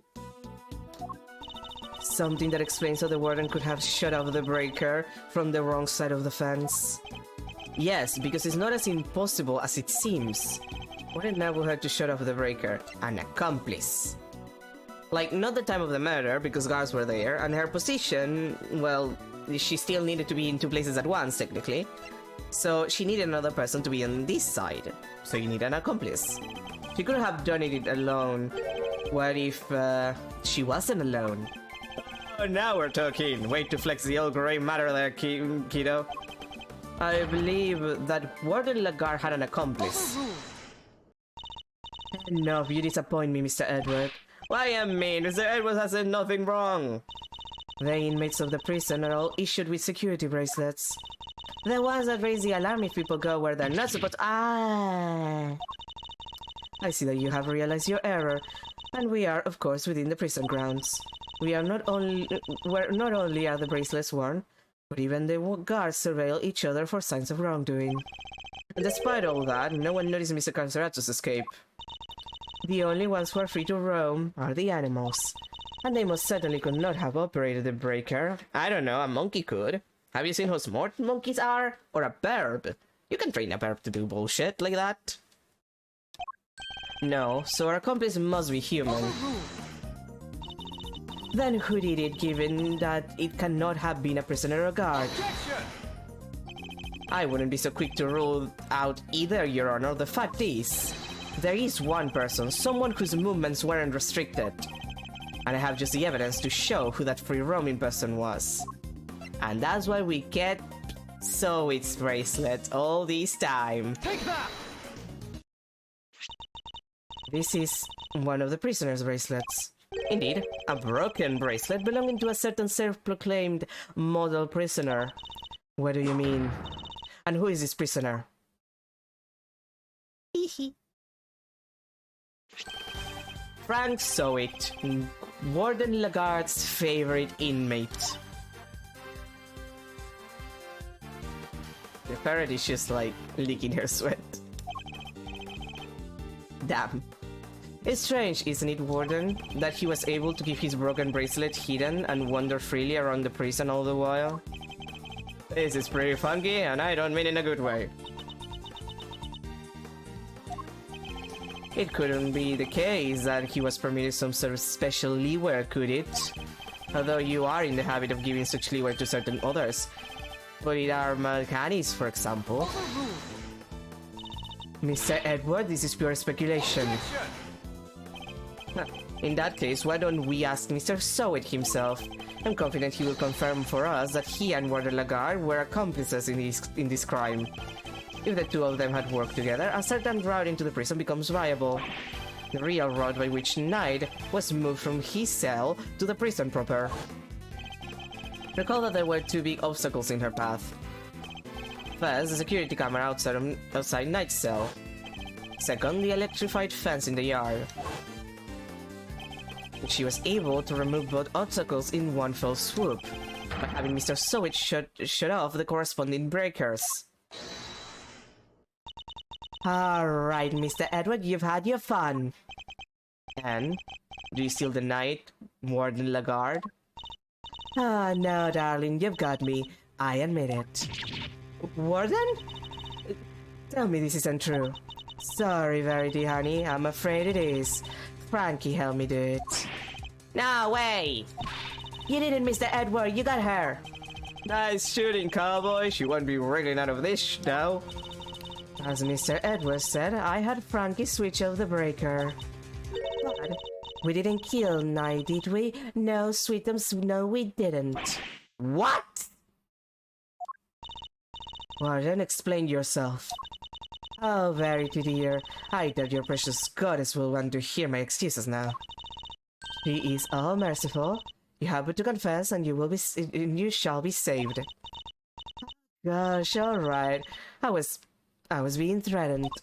I had no choice but to do as he said. Who's he? Bodhidharma Canis, that awful assassin. Canis? How long has it been since that awful man came here to my beautiful prison? I'll never forget the day he arrived.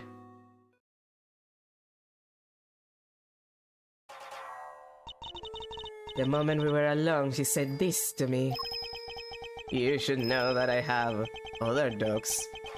Dogs not confined to this fine institution. Others? Yes, very loyal dogs. Dogs who will do anything I ask of them.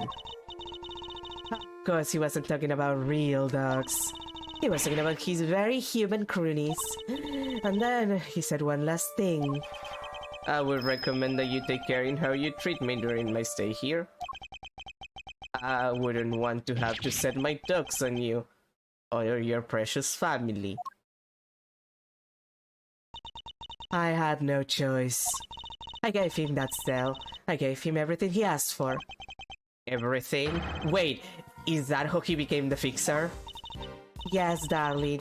I obeyed his every command and smuggled in for him all that he wanted. Eventually, I brought the sweet Frankie into our little conspiracy. He agreed right away, of course, because I made things easier for him too. So you were smuggling in contraband? How exactly? Once a week late at night, Frankie would shut off the breakers. That allowed me to go from my office into the yard without being seen by the cameras. Then I simply dropped the packages down the well, in on the prison side, and went back through the fence. Each one of them spritzed with a little of my perfume. So that's what the sweet smell was? Yes, it was a signal for Canis' dog. When he picked up the scent, he would fetch the packages and bring them back to his master. We had to make sure Rocco wasn't in his cell at the time, of course. Can't have been easy keeping him from finding out. Ah, we're all very much creatures of habit here at the prison, darling. Everything runs onto a schedule, meals, exercise hours, that sort of thing. We knew when he wasn't there. And that adorable little bear of his freezes with fright at the sight of Canis' dog, poor thing. So there was no risk of him raising the alarm either. He has oversight over everything here at the prison, which made her the perfect mule. With her on his side, Canis couldn't fail. Frankie would sneak out again early in the morning to switch the breakers back on and our work was done. Apart from fixing the time codes on the cameras, which I would do later when I got the chance. You have shared a great deal, Warden. The Goddess of Justice will surely take your honesty into account. I being the most dreadful fool, I know I have. I'm supposed to be the one in charge. The day of Knight's murder was also one of our delivery days. And so Frankie, bless his heart, did his usual work with the breakers. But there was no package for me to deliver that day, so didn't go out into the yard.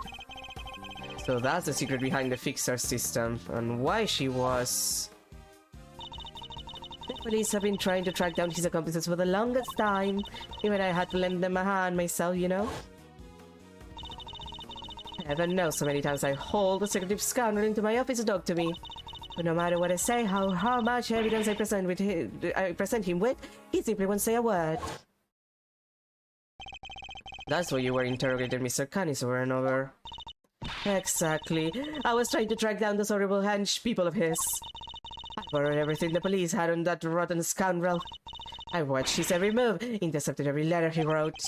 His letters? Then I suppose she must know about his correspondent chess games too. But no matter what I did, I couldn't throw up any clues as to who his underlings were. Leaving you feel like this, it's... oh, you just can't comprehend it.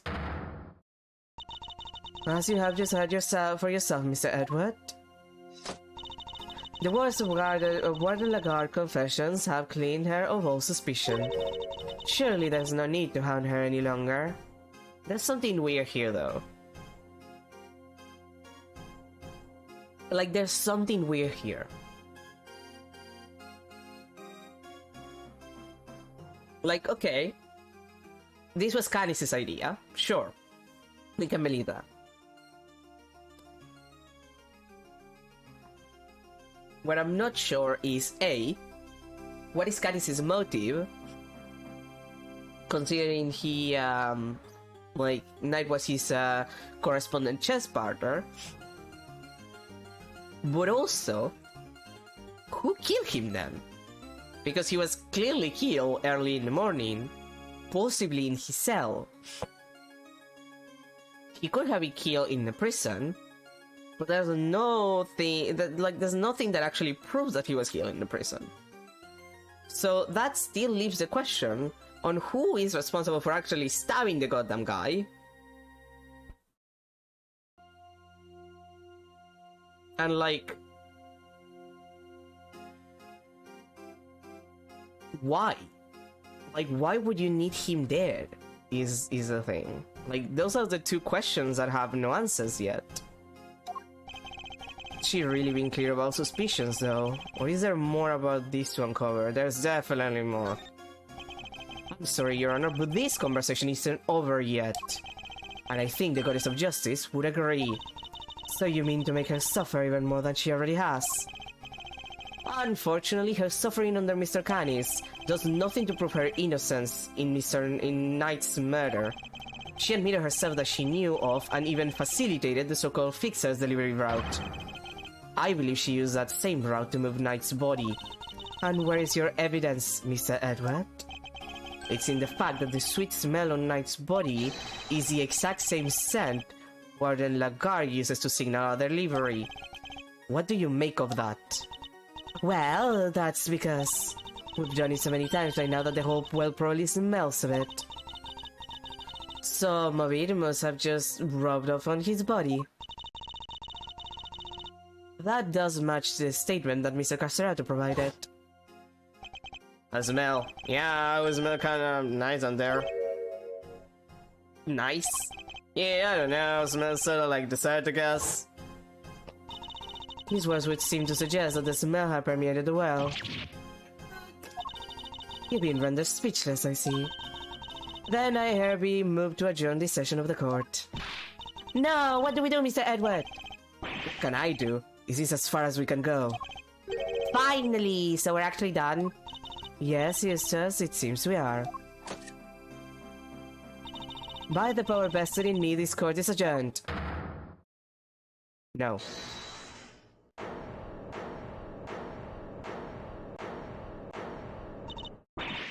Who was that?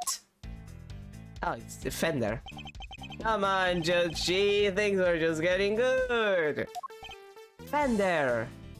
Fender. Are you objecting to my adjourning this session?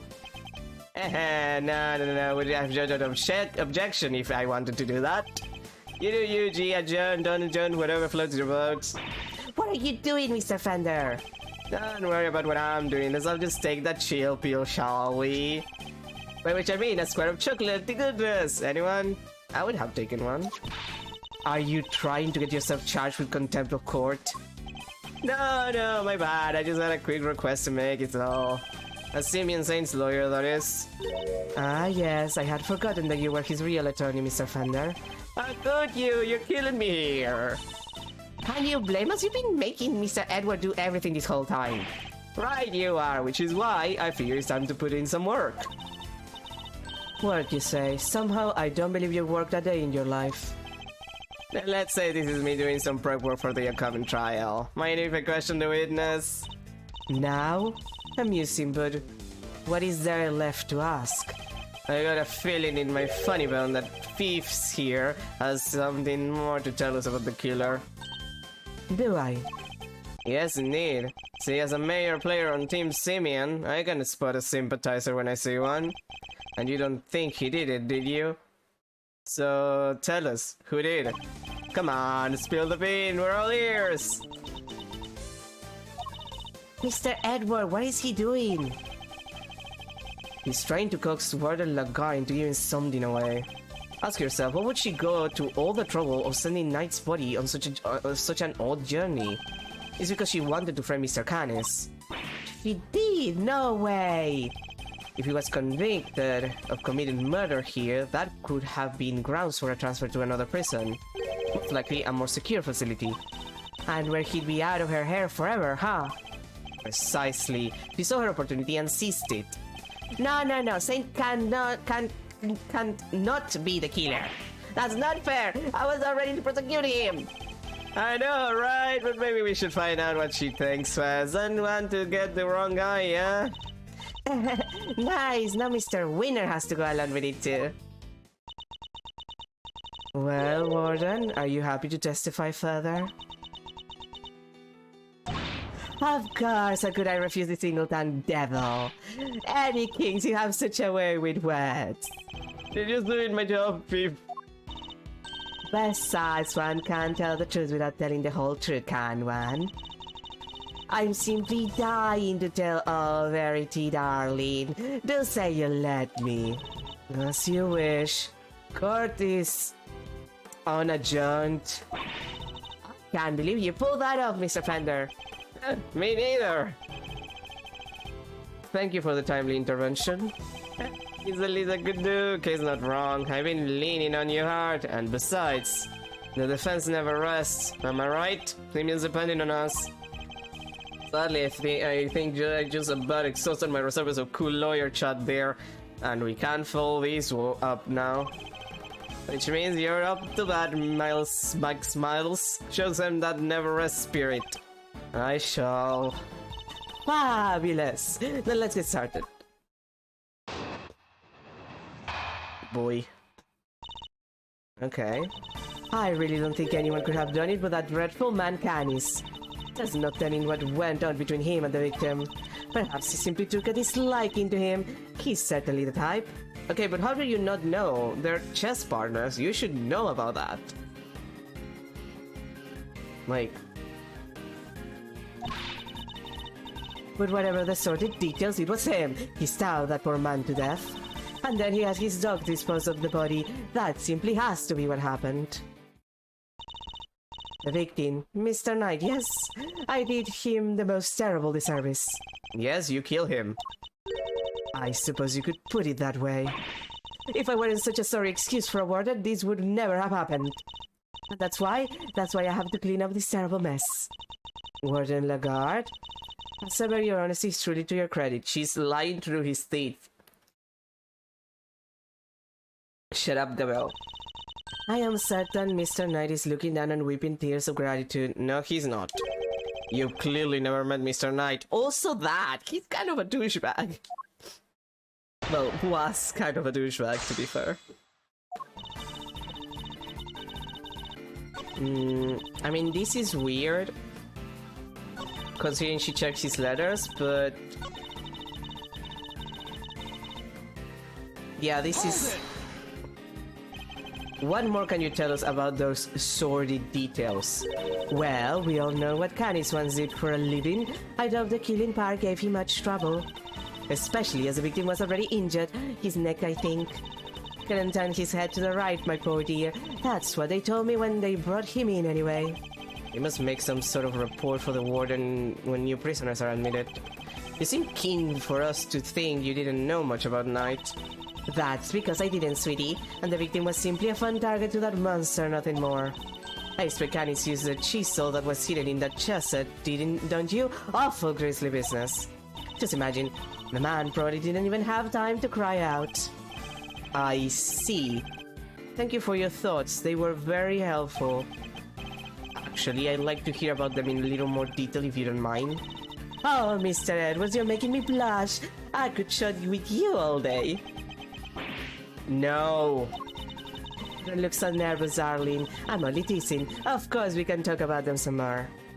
Poor Edward, just surrounded by women. I expect Canis used that chisel that was hidden in that chest set, don't you? Yeah, except how do you know that? Objection! How do you know that? How do you know that it was hidden there? How do you know that that was possible? Warden Lagarde, you strike me as being more careful than the image you project suggests. Oh, Mr. Edward, please, call me Fifi, or Sweet Pie if you prefer. No. However, I think you may have been a little less careful than you realize in this instance. Hee, aren't you just the most adorable little creature? Don't be embarrassed, we're all family here. No.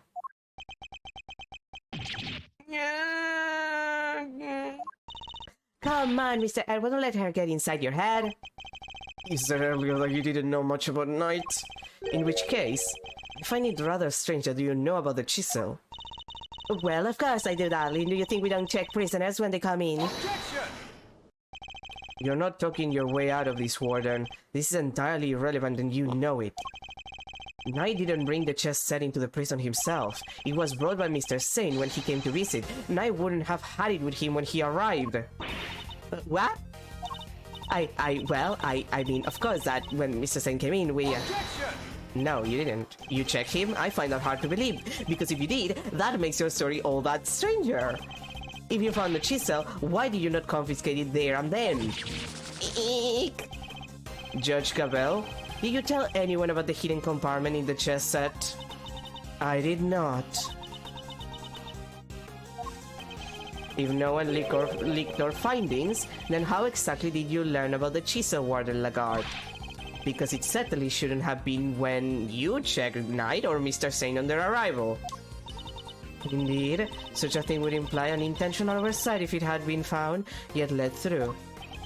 Precisely. So Warden Lagarde, and answer truthfully this time. Where and when did you learn about the chess set? If you won't answer, then allow me. I submit that you... Alright, darling, there's no need to rub it in. You got me, alright? Huh? I questioned Knight. That was when I learned about the chess set. But please, you have to believe me, I did not kill him. Girl, you can't keep escaping from your guilt. You clearly murdered this man. One moment, Warden. This is a significant development. The court requests that you make a detailed statement on the record. Any objections, Mr. Edward? None, Your Honor. Thank you, darlings. I'll clear up this awful misunderstanding, I promise. Ew.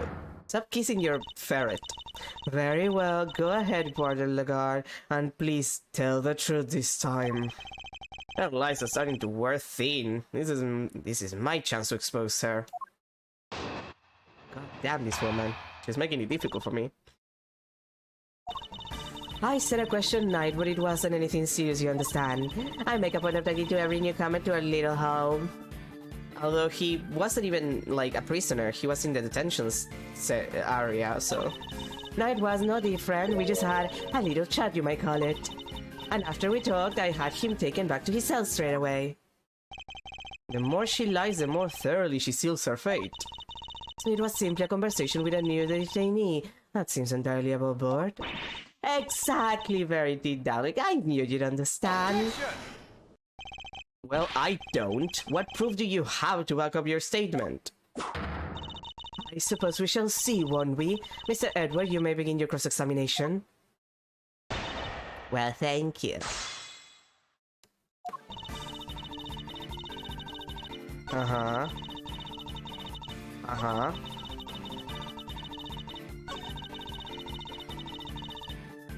Hold it! If he really had gone back to his cell, he would still be alive today.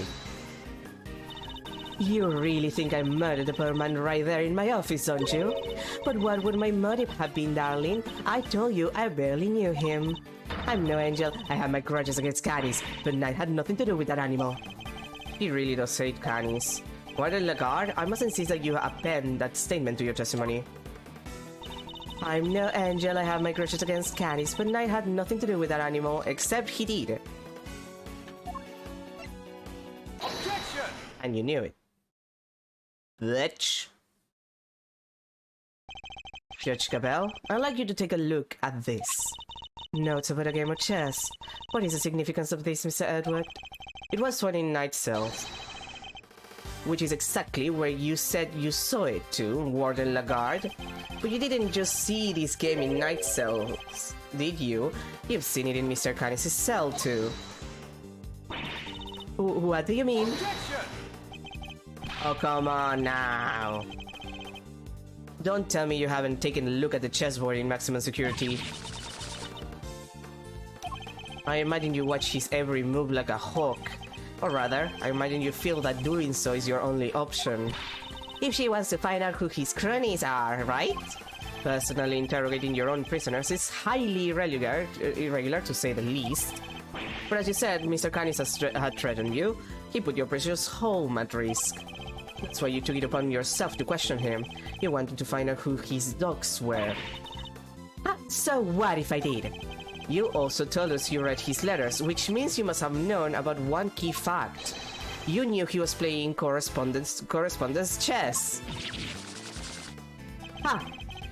And then who should appear but Knight carrying with him a diagram of a very particular game. We ourselves used that diagram to infer a connection between the two men, and it seems you came to the same conclusion. But in your fear, you took your reasoning one step further. You surmised that Knight was Mr. Canis' henchman sent to kill you. Which is the real reason she had that chat with the Bronxer. If his buzz wouldn't crack, maybe he would. And when you questioned Knight, you made another discovery.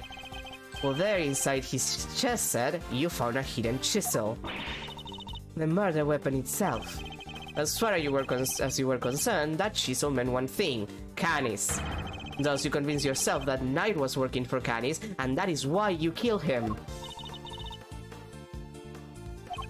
I see you have no more excuses.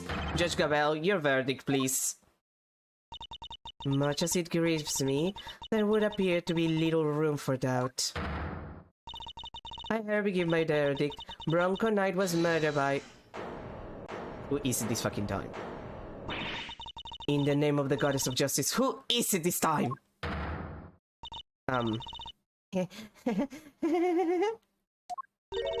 Warden? It's a joke. It's all a big stupid joke. You people just don't get it, do you? I think we've proven that it is you who didn't understand things correctly. Me? Please, darling. I understand it all perfectly well, thank you very much. And I understand that there's a glaring contradiction in your theory, Mr. Edward. You're just grasping at straws now. I have no time for this. Your Honor, the verdict. Overruled. I am curious to hear what the warden has to say. What? You're a doll, Verity. I just have one last thing to say then Mr. Edward can declare himself the winner. Can I? You rang? Nobody was talking about you, sweetie. Does anybody remember a certain autopsy report? Of course, we received the finalized version only in the morning. That's right, and I was listening to what you told us about, Verity. Even if nobody else was. You said the wound was 4 inches deep.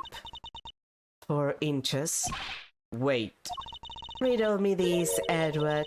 How does a tiny chisel make a 4-inch wound?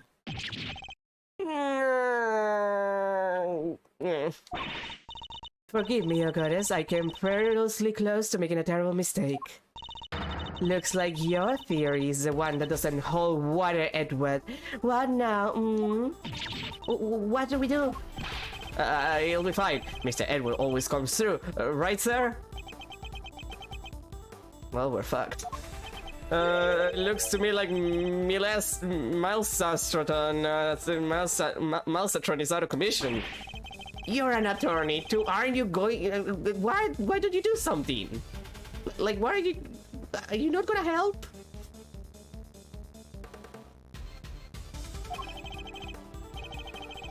Turns the thing on their head and with a desperate bluff, blurt out the first mind-blowing thing that comes to you? Look, detective, I'm as much of a man of action as the next guy. But without evidence, we're up a creek without a paddle here. This might be the end of the road. We can't give up now. We have to do something.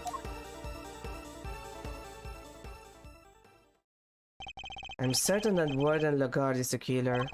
It's the only explanation that fits the facts of the case. But if the chisel wasn't the murder weapon, what other bladed weapon is there here in this facility? It seems we still do not have all the answers, nor the evidence to provide those answers. Alas, we must wait until the trial to see this matter resolved, I'm afraid. Objection! Ah, come on, gee, you're just giving the killer a chance to destroy the evidence. Are you calling the judicial process into question, Mr. Fender? Eep! No, not me, no. I tried Miles and he brought it, yes. What is the real murder weapon, since it's clearly not the chisel? Confounded, this question throws everything with the deuce out of the window. Nothing to add, Mr. Edward. Allow me to remind you that claims not supported by sufficient evidence are subject to the harshest penalties. God, why is my boyfriend not here? If my boyfriend was here, he would have solved this shit. It's hopeless. I can't think of anything. I need more time. Loath as I am to admit it, Huh? You can't give up now. Remember what Mr. Fender said. Simeon's counting on us. Without us, he's... Remember how upset he was? He was devastated. Nobody's in more pain than him over Mr. Knight's death. There's no way he did it. But if we can't save him, who will? And what's more, he believes in us. He's sitting in that cell waiting for us to bring him some good news. And I, for one, won't walk away until we have some. Okay. Gee, Mal, your little buddy there's quite a motivational speaker. And she's right, too. And you find yourself on the ropes, think of your client. Picture them pleading with you to help them.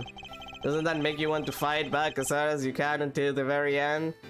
Not really, I'm not exactly a social person. God damn it, man, you need to go out more. Think of your old man, good old Gregory. No matter how bad things looked, he'd always find a way to turn it around and save his client. And you're just like him, right? You know, I just realized that this description also fits Phoenix, which means that Edward is basically just dating a guy who reminds him of his dad.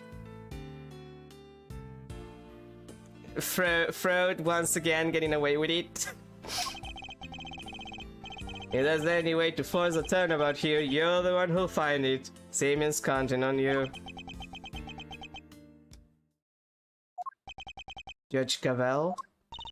You seem to have recovered your composure, Mr. Edward. But if you mean to attempt a defense, I would advise you to consider the ramifications. You have repeatedly proposed misguided theories and have made numerous false accusations. Hey! All my accusations were pretty good. If you do so again, I will have no choice but to judge you unfit to serve as a prosecutor, and relieve you of your badge for good. She's right. I have put forward a number of theories that prove to be flawed in one way or another. I have made some sort of fundamental oversight. Wait, you said my theories were misguided. Nothing to say? Then the court will tolerate no more of your time wasting. Herbie? Sir! Mr. Edward! Give my verdict. That's it! I've been thinking about it the wrong way all this time. My theories weren't misguided, I was being misled. The defendant Simeon saying... Get objected, forehead. I think it's a little too soon for that, Your Honor. I'd say it's well past due, darling. Wouldn't you agree, Verity? Mr. Edward? You may proceed. What? I'd like to remind you of a few things. The sighting of his dog, Helmut, the fact that he wasn't at the show. These and other factors made Mr. Canis the obvious suspect at first. This again, Mr. Edward, you seem almost proud of your blunder. Let me finish, goddammit! But what if the real killer wanted us to suspect Mr. Canis? What if it was all carefully arranged? And what if the same was true of the chisel or purported murder weapon? Knight had been stabbed multiple times in the same place with a bladed instrument. What if he was stabbed with the chisel after the real murder weapon had been removed? Just to leave traces of blood on it for us to find. That was how the killer misled us into thinking the chisel is a murder weapon. But why mislead us in this way? Why indeed? Why make us think the chisel is a murder weapon rather than whatever was really used? In order to get Canis transferred. Warden, you took advantage of the chisel what the chisel seemed to suggest. What it suggested? What are you talking about, darling? Mr. Winner, if I were to tell you the murder weapon was a chisel, what would you think? Huh? That Mr. Canis is a killer? And there you have it. That was the trap the warden set for us. Mr. Canis has a bunch of chisels, so she wanted us to think it was one of his, right? Indeed. That was our plan right from the start. To frame Bolivar Canis. Your reasoning would appear to be sound. Warden Lagarde certainly seems to harbor a deep and abiding hatred for Mr. Canis. However, I think you know what I'm going to say next. That alone is not sufficient proof that Warden Lagarde is the killer. I knew that wouldn't be enough. There's only one thing that will prove it. The real murder weapon that we know must exist. If you cannot prove your theory, then this conversation ends here. Objection! If we could just find the real murder weapon. Objection! How many times do we have to go over this? We searched the prison from top to bottom. Eustace is quite correct. No other possible murder weapon has been found, so I'm afraid you're at a bit of an impasse. Objection! I can still prove my case yet, Your Honor, because it's still here inside this prison. This would have made sure of that. The security gate. I am glad you at least remember what it is. And do you remember what it does? Of course I do! I'm not an idiot! The security gate detects metal! Which means you can't bring anything metal to the prison or take it out! Ow! He's so stupid. Precisely. If there is another murder weapon, it cannot have been taken off the premises. But nor can it have been brought into the prison in the first place. And so we find ourselves right back where we began. Judge Cavell? What I am trying to tell you, Mr. Edward, is that if you wish me to believe that there is another murder weapon here in the prison, you will also have to explain to me how it got here. Alright, we know that the chisel was smuggled into the prison inside a pocket chest set, but our contention is that the chisel is not a real murder weapon, so if the weapon came from outside the facility, then there must have been a way to bring it in. Yes, the question of the hour is this: can you show me this alternate route? How did the weapon Warden Lagarde use get into the prison? You borrowed evidence from the police to help you with your investigation, is that correct? Why yes, sweetie. Everything related to Canis is with me now. Heaven knows how many times I've hauled the secretive scoundrel into my office to talk to me. Of course, that's how. The fact that this is here with us shows how a bladed object could have been brought into the facility as well.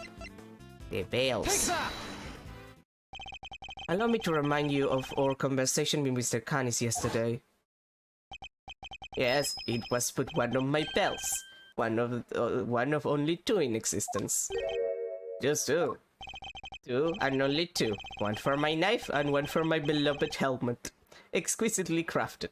Utterly unique.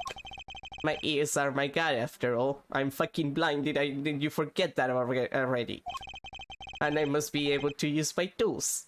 Precisely. Of course, as you said, the knife has long since been taken from me. So you see, there is a way for objects to be brought into the prison and scrutinized, as part of the evidence Warden Lagarde borrowed from the police. What? God, this child. He's so fucking annoying. Mr. Canis' knife was part of the evidence in the case against him, and that evidence was here in the prison. Not only that, but the knife had a certain bell attached to it. The bell that was attached to the chisel. Correct. The killer took the bell from the knife and attached it to the chisel. But that can't be right. The chisel only had Mr. Knight's fingerprints on it. Easy enough to explain if the killer wore gloves. She made it look as if the chisel was the murder weapon and then attached the bell to it. In doing so, she made sure that all the evidence pointed to Mr. Canis. And who had access to the evidence from which the bell was taken? Why, only the person to whom it had been entrusted. Who was it, sir? Who's been messing with the evidence? I believe that would be you. Isn't that correct, Warden Lagarde? The bell sounded exactly rare, you know? Anybody could have set that up. Unluckily for you, that isn't quite true. These particular bells are unique because there are only two of them in existence. What? By attaching that bell to the chisel, you as good as declare yourself the killer. But you don't have any proof that that the knife was ever even here to begin with. I don't, not yet anyway. Mr. Winner, I'd like you to order another search of the prison right away. But if you find something, that's going to make things awkward for me. This isn't about what's convenient for you. We have to find the truth. You're a prosecutor, aren't you? Well, yeah, but, you know... I'm going to fucking kill this child. This worthless excuse of a prosecutor. If I had investigative authority, I wouldn't be sitting on it. Anyhow, it's not my decision to make. The warden would have to authorize it. You know full well that you will do no such thing. You have the power to insist on a search. Use it. Sorry, darling, but not without that evidence. The goddess of justice cannot bestow her blessings on those who lack the proof to support their claims. Our work here is done. The rest of this matter will have to be settled in the courtroom. I refuse. No! If we give Lagarde the opportunity, she'll destroy whatever evidence is left. I have to object. I have to stop them. But what do I say? I don't have anything concrete to offer. What am I thinking? I'm never this reckless. No, I can't back down now. I got to put everything on the line. I'm not a prosecutor right now. I'm an associate attorney with a client to defend. Ah, he's just like Phoenix when he first started. His boyfriend is gonna be so proud. Only I can save Mr. Saint, and that means... even if my chances are 1,000,000 to 1, it's still worth a shot. It's now or never. Should I object? Object. We object on this speech of a house. I suppose this must be how a certain serial bluffer always feels. He's thinking about his boyfriend again. Don't worry, Edward, you get to see him later, in like the 5th game. I don't know if you appear in the 6th game. I think you do. I think you do. But in the 5th game, you're gonna see your boyfriend again. Don't worry about it. Regardless, I cannot walk away. Objection! Wait, Your Honor. This had better be good, Mr. Edward. I got it. Got what exactly? The real murder weapon, of course. I know where Mr. Canis' knife is. Do you really, Mr. Edward? I do. Not at all. If I did not know better, I would say that you were bluffing. Huh, you wound me, Your Honor. I don't know the meaning of the word. Oh god, Edward, please. Phoenix would be so proud. Oh, this is terrible for my heart. There's no way you could. It's not here, I tell you. Well, would you be so kind as to enlighten us? What is the real murder weapon? Think, Miles, think! Somewhere not even the police would search. A blind spot in this zoo. A hiding place that the warden could be absolutely sure of. A hiding place? No. If you insist, come on, Helmet, open up.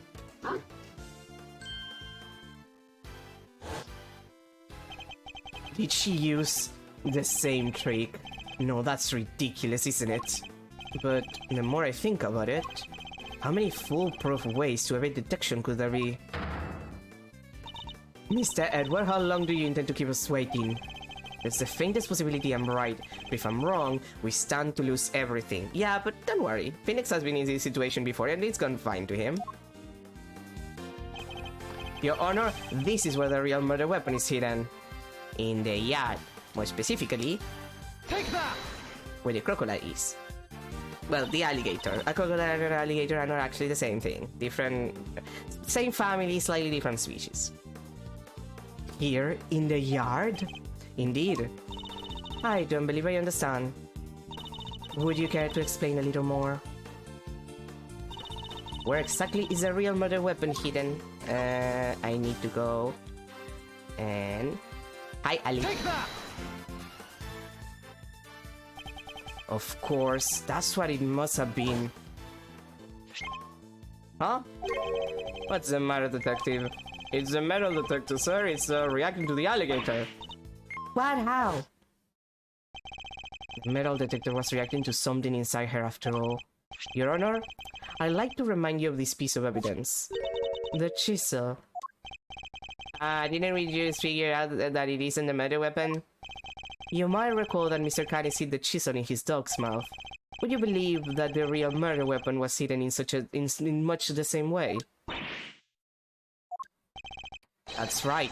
The murder weapon is hidden inside the alligator in that pond over there. What? No way! We detected the presence of a metallic object during our earlier investigation. Judge Cavell, we need to know what's inside that alligator. Understood. Then we will need to summon a veterinarian. Oh boy. I'm sure I could get the little sweetie to open up for us. I'd be happy to give it a try. Please, by all means. You're invited.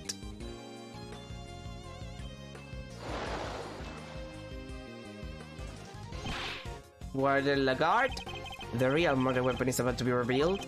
Why not do the right thing and confess? I have nothing to confess. As you wish. Then you can simply wait and watch as your lies are exposed. Sir, we got it. This has to be it. It's over, Fifi Lagarde. The real murder weapon was Bolivar's Canis' knife, making you the only person who could have killed Bronco Knight. I'm not the criminal here. This is all Canis is doing. I did the right thing, and Knight was a threat. He was Canis' lapdog. Cause of the despicable man Canis. Why did he have to come and ruin my perfect little home? We could have been happy forever if it wasn't for him. He ruined my paradise on earth. He ruined everything. Curse him. Curse that pitiless butcher, that awful, terrible, despicable man. Oh man, Lily, the ringing. Did they have to include the ringing? Woman, calm down.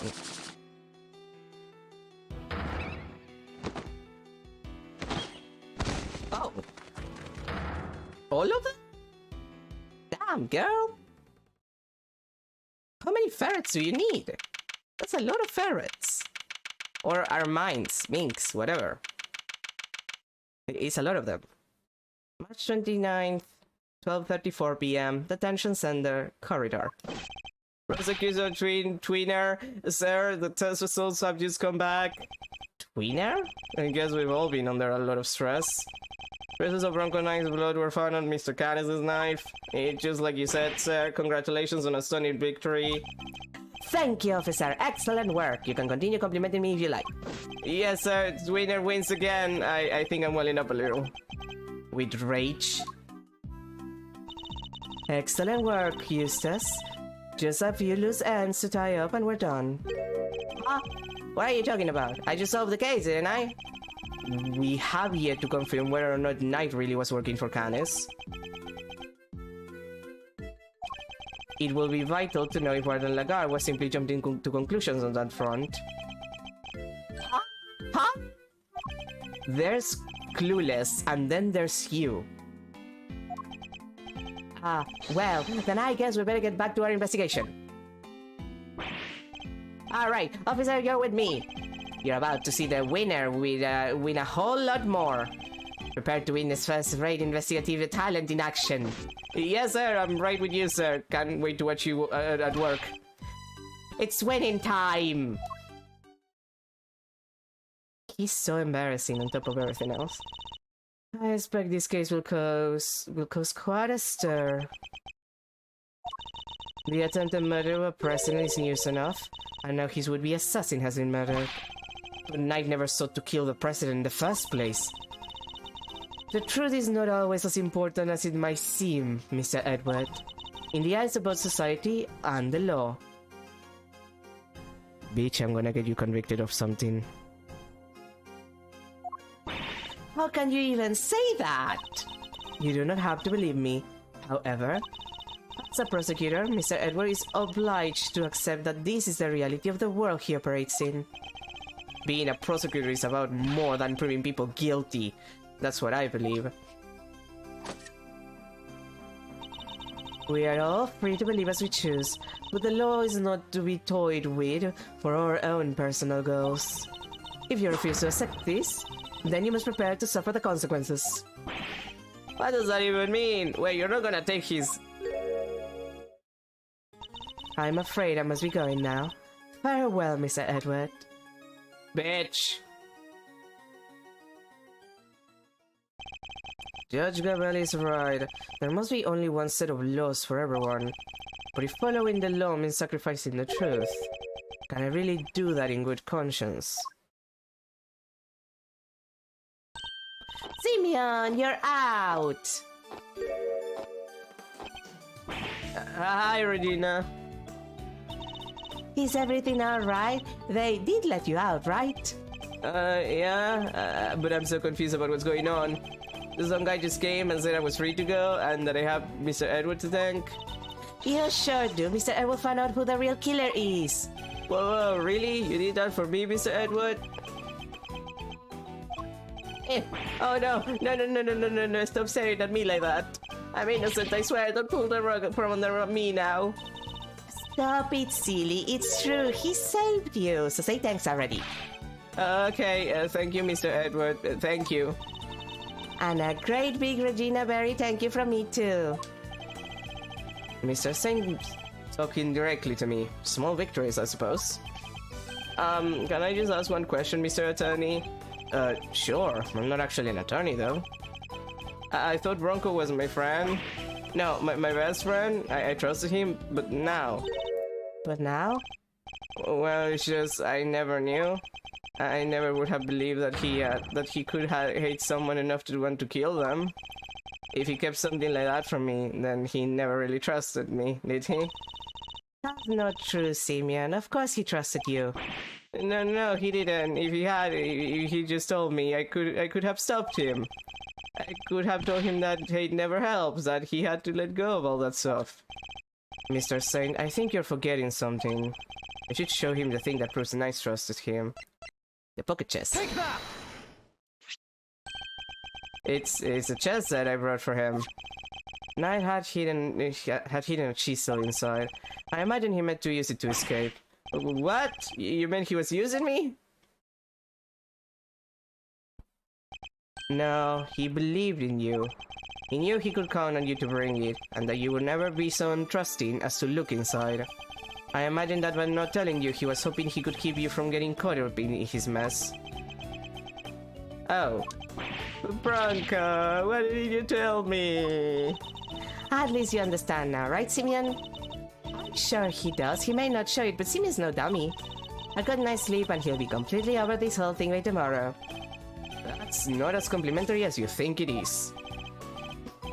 I'll try.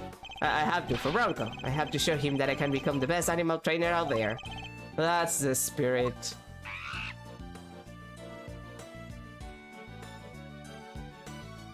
I don't like that. Oh, I almost forgot.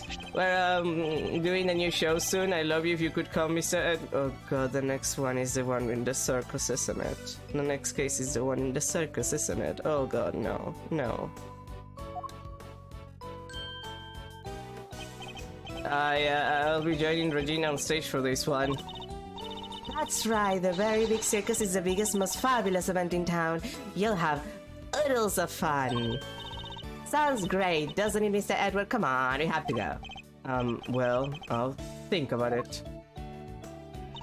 Alright, Simeon, we've got some training to do. I think it's time you and Regen got acquainted. What? Regen the tiger? No way, I can't. No. Oh, you'll be fine, silly. You'll never meet a nicer kitty cat. Don't worry about the fact that he killed a person already. I can't.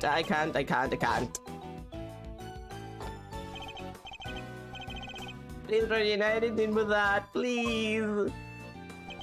Another satisfied customer. You didn't do anything. Well, that was really something, Smiles. Talk about pulling it out of the bag.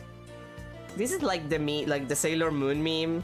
They're like, well, my work here is done, but you didn't do anything. I couldn't have done it without you, Fender. Without your timely intervention, she would have gotten away.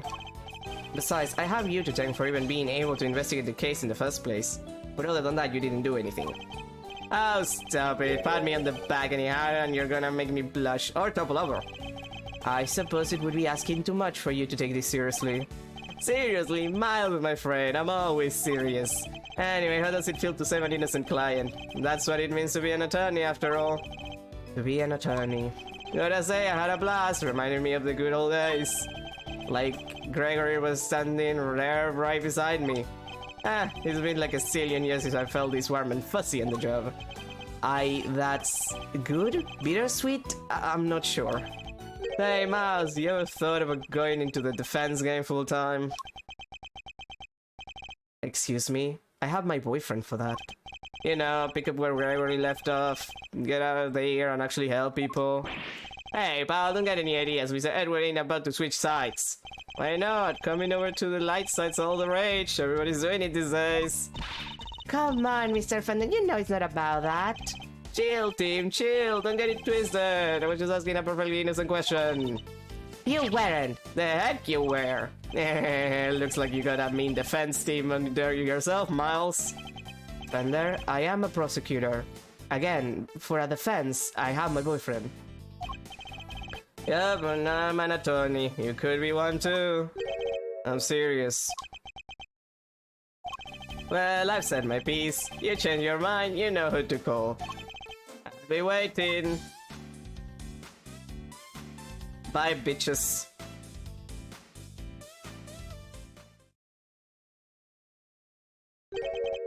Following my father's footsteps. Nah, my boyfriend did that. He's better at it. Could I really do such a thing? I'm going to become a defense attorney just like my dad. Hi, baby Edward. Hi, Mr. Gregory Edward. And not totally like my father. Me.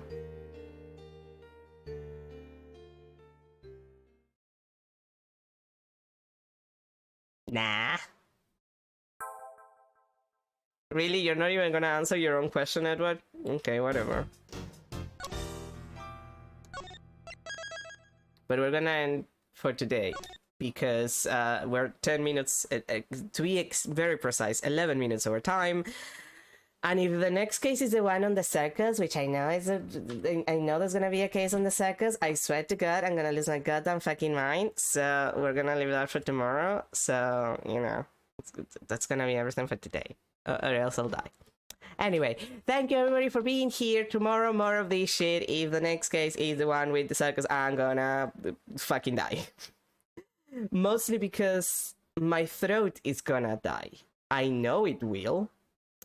We're gonna be in hell. I am sorry to my throat. What can you do? And then on Sunday, well, I don't know. I still have like a bunch of demos to try, or I don't know. I'll see what I do.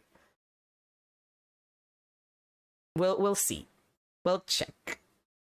But for now, tomorrow we're doing the next case, and hope I swear to God, please do not let it be the case on the circus. Please, I'm begging.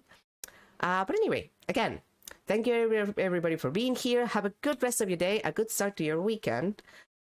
Well, yeah, it's Friday, so a good end to the week, a good start to your weekend, and I'll see you tomorrow for more Ace Attorney Investigations to a Prosecutor's Gambit, the one where Edward thinks a lot about his dad, and I realize that him dating Phoenix is kind of like dating a guy who reminds him of his dad, which is you know, Freud keeps getting away with it.